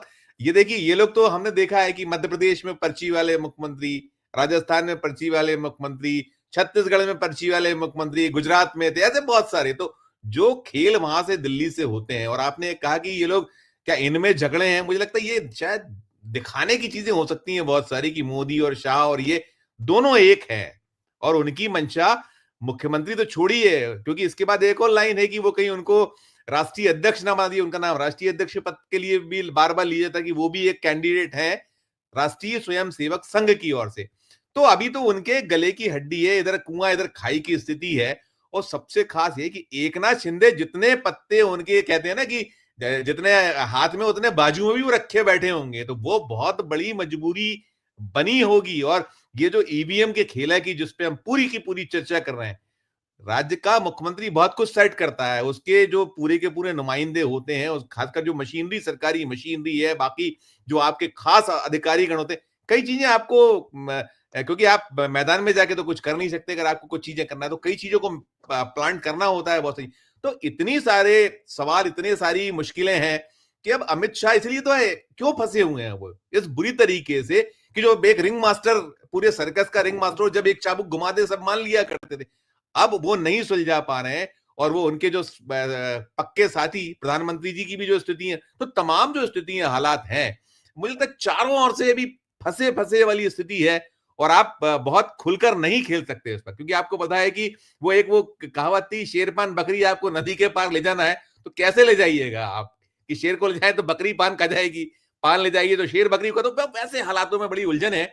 और सबसे बड़ी मुश्किल यही है कि जो आपने लोकतंत्र को लूट लिया, जो ब्लेम है, आरोप है उन पे, तो लोकतंत्र की लूट कहीं ये खुल ना जाए, ये भी बहुत भय होगा संजय जी। तो इसीलिए हर तरफ फंसने वाली स्थिति और बहुत मुश्किल वाले हालातों में दोनों के दोनों फंसे हुए हैं। संजय जी आपका, आप अनम्यूट है, इसमें अनम्यूट है। क्या लग रहा है, आपको भी लग रहा है कि बीजेपी मुख्यमंत्री को लेके भी फंस गई है? देवेंद्र फडणवीस के नाम पर मोदी और शाह के बीच में भी कुछ गैप है रहा है। चर्चाएं क्यों हो रही हैं कि आखिर मोदी और शाह भी फडणवीस को लेकर एक मत पर सहमत नहीं है, एक राय के नहीं है? इकबाल भाई माइक अनम्यूट कर लीजिएगा प्लीज। इकबाल भाई संजय जी देखिए, सबसे पहले तो आपका एक सवाल दोहरा दीजिए, शायद अनम्यूट था तो अब मैं सुन नहीं पाया हूँ, प्लीज। मैं ये कह रहा था कि ये जो बातें चल रही है कि फडणवीस को लेकर मोदी और शाह भी एक मत नहीं है, अमित शाह और फडणवीस की आपस में नहीं पटती है, पूरा महाराष्ट्र जानता है, पूरा देश जानता है। फडणवीस के खिलाफ भारतीय जनता पार्टी के कुछ नेता स्टोरी प्लांट कराते रहे हैं, ये बात भी सब जानते हैं। क्या लग रहा है कि सीएम को लेकर बीजेपी के अंदर भी बहुत ज्यादा रस्साकशी है और इसका नुकसान बीजेपी को हो सकता है? उसकी उसकी देखिए संजय जी, एक बहुत बड़ी वजह है, महाराष्ट्र जो है वो फाइनेंशियल कैपिटल है और सारे कॉर्पोरेट और बड़े घराने जो है वो महाराष्ट्र के अंदर है। महाराष्ट्र के जो मुख्यमंत्री पद है उस पर बैठने का मतलब है कि सभी घराने से और सभी भारत के सभी टॉप लेवल के जो कॉर्पोरेट घराने हैं उनसे रिश्ते बढ़ते हैं, जो यहाँ से लेकर के केंद्र तक काम आते हैं। ये भी एक बहुत बड़ा डर है पूरी सारी चीजों को लेकर के। देखिए, पिछली बार जिस तरीके से 2014 से 2019 तक देवेंद्र फडणवीस जो है वो मुख्यमंत्री पद का पूरा टेन्योर संभाल चुके हैं, अचानक उसके बाद लगातार वो कोशिश करते रहे, उनके हाथ से मुंह तक निवाला आते आते चीजें पलट गई। उसकी वजह सबसे बड़ी ये है कि जो कद वो है बढ़ाना नहीं चाहते हैं आला कमान, जिसको लेकर के ये काट-छींट चालू है। अगर हम बात करें इस पूरे मामले के अंदर, अमित शाह को ये डर है कि बीच में भी जिस तरीके से बातें उठी थी कि ये प्रधानमंत्री पद के कैंडिडेट हो सकते हैं, तो अमित शाह जो है योगी के बाद और एक चीजें तैयार नहीं करना चाहते हैं, जिसके लिए मुसीबत उनके लिए बढ़े। शायद वही एक चीज है जिसको लेकर के वो धीरे-धीरे बहुत संभल करके खेल रहे हैं। दूसरी बात है कि इनके पूरे खेल के पीछे जो आरएसएस जो है वो पूरी तरीके से उसके समर्थन में है। आरएसएस 2014 से लेके 2019 तक की हम बात करें तो देवेंद्र फडणवीस से उनके उस टेन्योर में काफी खुश रहा, क्योंकि आप देखिए नागपुर के अंदर शायद कैंसर हॉस्पिटल का मामला हो, यूनिवर्सिटी के अंदर अपडेट सी चीजें कराने की हो, तो उसमें मुख्यमंत्री के तौर पर देवेंद्र फडणवीस ने बहुत बड़ी भूमिका निभाई है और वो अक्सर संघ के साथ चली है। तो संघ लोकसभा इलेक्शंस में साथ नहीं था, जहां हालात बहुत खराब हो गए बीजेपी के, लेकिन विधान के अंदर उसने पहली डिमांड की थी कि वो फडणवीस को मुख्यमंत्री का चेहरा देखना चाहता है और उसको लेकर के वो लगातार काम करते रहे। जहां एकनाथ शिंदे अपनी इन सारी भूमिका को मान रहे हैं कि लाडली बहन, लाडली भाई और चीजों का लेकर के जो क्रेडिट लेना चाह रहे हैं, वहीं संघ जो है वो भी क्रेडिट ले रही है कि हमारे कार्यकर्ता और हमारे जो जमीनी लेवल से जो पकड़ हुई है उसको लेकर के ये सारी चुनावी गणित बदला है। दूसरा आप देखिए, उसी दौरान जब अमित शाह जो है वो नागपुर पहुंचे थे, लेकिन नागपुर की सारी सभाएं रद्द कर दी गई थी। महाराष्ट्र में प्रधानमंत्री की कई सभाएं रद्द कर दी गई थी, क्योंकि संघ को पता था कि उनके आने से कई चीजों का नुकसान हो सकता है। वहीं अब अगर अलायंस की मैं बात करूं, जिस तरीके से मनीष कह रहे थे, अलायंस के अंदर जो शिंदे है वो इसलिए सारी चीजें डिमांड कर रहे हैं कि उनको ये ट्रैक रिकॉर्ड पता है पूरी चीजों का कि यहाँ पर बीजेपी उनके साथ कभी भी खेला कर सकती है। हालांकि इस बार जो है बीजेपी ये मैसेज देने के अंदर रही है कि हिंदुत्व की सबसे बड़ी पार्टी और हिंदुओं के लिए जो सबसे बड़ा मैसेज है वो ये है कि सबसे बड़ी पार्टी के रूप में वो उभर के आई है। तो जिस तरीके से इनके अलायंस का अगर ट्रैक देखेंगे अलग अलग राज्यों के अंदर, तो बीजेपी का जिसके साथ साथ रहा है वो पार्टी लगभग या तो खत्म हो चुकी है या तो उस कगार पर पहुंच चुकी है, सिवाय एक बिहार को छोड़ करके। ये भी जानते हैं शिंदे शिंदे खुद ये भी जानते हैं कि शिवसेना से वो कैसे टूटे, इनके पास भी ये सारी चीजें हो सकती है। दूसरा, अगर उन्होंने स्पीकर का पद मांगा, स्पीकर का पद इसलिए अहम होता है क्योंकि उनको पता है कि कई ऐसे जो फैसले हैं जिसके अंदर स्पीकर अहम भूमिका पे रहता है। जैसे इस बार संविधान के पक्ष को लेकर के माफ कीजिएगा, सुप्रीम कोर्ट के फैसले के बाद असंवैधानिक बताई गई, लेकिन 2.5 साल निकाल करके संवैधानिक गवर्नमेंट लेके आ गए। वहीं जो गृह मंत्रालय रहता है वो इतना इंपॉर्टेंट है कि बीजेपी इसलिए नहीं छोड़ना चाहती है कि पुलिस महकमे से लेके कई बड़ी एजेंसीज के जो महकमे है वो उसके अंडर में आते हैं, जो बड़े बड़े कामों पे नजर रख सकते हैं, बड़े बड़े काम घुमा सकते हैं। अर्बन डेवलपमेंट की अगर हम बात करें तो अर्बन डेवलपमेंट के अंदर मुंबई हो, थाना हो या जहां डेवलपमेंट हो रहा है उस तरह के अंदर एक बहुत बड़ी मलाईदार मंत्रालय माना जाता है। एमएसआरडीसी होता है, स्टेट रोड डेवलपमेंट कॉर्पोरेशन, वो भी एक बहुत बड़ा महकमा है। तो इस तरह जो मंत्रालय वो मांग रहे हैं उसके अंदर ये है कि एक तो माल भी आता रहे और पकड़ भी रहे। वही बीजेपी उन्हीं चीजों को लेकर डर रही है कि अगर होम और ये सारी चीजें चली गई तो उनके लिए बहुत बड़ी मुसीबत हो सकती है। और रही देवेंद्र फडणवीस की अगर मैं बात करूं तो फिलहाल अब तक जो है देवेंद्र रेस के अंदर आगे दिखाए जा रहे हैं, लेकिन देवेंद्र के लिए भी इतना आसान नहीं होगा क्योंकि उसकी वजह है कि महाराष्ट्र की अगर हम पूरी चीजें देखें तो तकरीबन 150 ऐसी सीट है जहां मराठा कैंडिडेट जो है वो माफ कीजिएगा, मराठा वोटर्स जो है वो कैंडिडेट चूज करते हैं और वहां जीत हासिल कराते हैं। 100 के आसपास ओबीसी कैंडिडेट है जो क्षेत्र के अंदर पकड़ रखते हैं और सीट उनके कहने पर घूमती है। तो इन सारी चीजों को भी ध्यान रखा जा रहा है। दूसरा, अमित शाह और इनकी जो लड़ाई है वो सभी को पता है। पिछली बार 2022 की अगर हम बात करें, जैसे ही एकनाथ शिंदे शिवसेना से अलग हुए, वो मुख्यमंत्री पद का जो उनका ऐलान किया गया और वो ऐलान भी पर्ची के जरिए जो है देवेंद्र फडणवीस से ही करवाया गया। उसके बाद देवेंद्र फडणवीस को बाहर रहने की सलाह थी, लेकिन जब वो घर पहुंचे तब उन्हें पता लगता है कि उन्हें उप मुख्यमंत्री जो है वो घोषित कर दिया गया है। तो आप देखिए कि जिस तरीके से जितने प्यार से उनको अपने ही हिसाब से बेइज्जत करके सारी चीजें कराएगी, वो एक बहुत बड़ी बात है। वहीं जो सोर्सेस है उनका कहना है कि प्रधानमंत्री नरेंद्र मोदी ने मध्यस्थता की थी और देवेंद्र फडणवीस उप मुख्यमंत्री बनने को राजी नहीं थे, लेकिन प्रधानमंत्री नरेंद्र मोदी ने कहा कि किसी भी तरीके से बनी है, पार्टी बड़ी होती है, आगे हम देखेंगे। तो इस बार भी आप इस पूरे खेल को अगर संजय जी समझे तो अगर नाम जाहिर करना होता तो कब का कर दिया होता। शिबू सोरेन जो है वो मुख्यमंत्री पद की शपथ ले ली उन्होंने, लेकिन अभी तक कोई मिनिस्ट्री नहीं हुई, तो इस तरीके से कर सकते थे। हालांकि दोनों ने ही विधायक दल का नेता जो है चुन लिया। बीजेपी में अब तक नहीं चुना गया है। ये कहा जाता है सेंट्रल कमेटी के कुछ लोग आएंगे, उसके बाद नाम डिक्लेयर होगा, तो वो इसलिए टाइम खींचा जा रहा है। ये कोशिश की जा रही है पूरे मामले के अंदर कि कोई ऐसा जुगाड़ अगर बैठ जाता है जिसके अंदर अगर नाम चेंज हो सकता है तो पर्ची आ सकती है। लेकिन दूसरा सवाल जो बीजेपी की आला कमान के लिए वो ये भी है कि क्या एकनाथ शिंदे और अजीत दादा पवार जैसे लोग कोई नए चेहरे के नीचे काम कर पाएंगे? क्या नया चेहरा जो है वो इनको कंट्रोल कर पाएगा? ये भी एक बहुत बड़ा मसला है। आपसी अगर राजनीति करें तो देवेंद्र फडणवीस के लिए जो आरएसएस उसके साथ है, वहीं पर आपसी जो अंदर इंटरनल जो उनके दुश्मन है, चाहे वो विनोद तावड़े जैसे हो, आशीष शेलार जैसे हो, नितिन गडकरी जैसे हो, हालांकि कई लोगों से उनका समझौता हो गया, लेकिन राजनीति में समझौता दिखाने का अलग होता है और पीछे से अलग होता है। हर कोई जो है पावर और सत्ता की चाह रखता है। तो एकनाथ शिंदे भी जो है, ये भी तो हो सकता है कि जिस तरीके से अमित शाह से मुलाकात हुई, पहले आधे घंटे तो उनके साथ ही मुलाकात हुई थी, उसके बाद तकरीबन 2.5 घंटा सभी लीडर्स की मुलाकात हुई और सभी जानते हैं कि अमित शाह और एकनाथ शिंदे के रिश्ते जो है वो बहुत मधुर है। क्या ऐसी पॉसिबिलिटी नहीं है कि अमित शाह की तरफ से ही कोई इशारा किया गया हो कि आप इन सारी चीजों पर अड़िए, कोई नया नाम लाया जाएगा? तो ये इस तरह की पॉलिटिक्स में जो है ना वो हमेशा खेल होते रहते हैं, क्योंकि हमने पिछले दिनों भी 2019 की अगर हम बात करें तो अजीत दादा पवार जिस तरीके से उप मुख्यमंत्री की शपथ लेने गए, उस टाइम पे मामला नहीं हुआ, कुछ घंटों की सरकार चली और मामला खत्म हो गया। लेकिन वो मामला आकर के 2024 में खुलता है कि वो कहानी कहाँ रची गई थी, कौन-कौन लोग उसमें शामिल थे। तो पॉलिटिक्स में हर वो चीज़ जो है वो संभव है, जिसके अंदर मैं आज भी ये मानना चाहता हूँ संजय जी कि अब तक रोका गया है, यानी कि कुछ ऐसी चीज़ ज़रूर है जो आने वाले वक़्त के अंदर हो सकता है कि देवेंद्र फडणवीस के लिए खतरा साबित हो सकती है। बिल्कुल ठीक कह रहे हैं आप। और बिल्कुल सही बात है, राजनीति यहाँ पे इस रूप में भी आ सकती है। बहुत अच्छी चर्चा रही, बहुत बहुत शुक्रिया इकबाल भाई, संजीव जी, मनीष जी, राशिद जी, आप सबने इतना सहयोग दिया, बातचीत करी, शुक्रिया। आप देख रहे थे 4 पीएम की परिचर्चा और अब बात कर रही थी कि क्या ईवीएम का अब खात्मा होगा, चुनाव बैलेट पेपर से आएगा।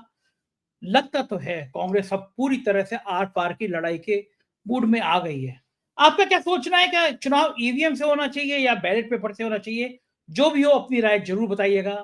चैनल को सब्सक्राइब और ज्वाइन करिएगा। अपना प्यार बनाए रखिएगा। शुक्रिया, थैंक यू।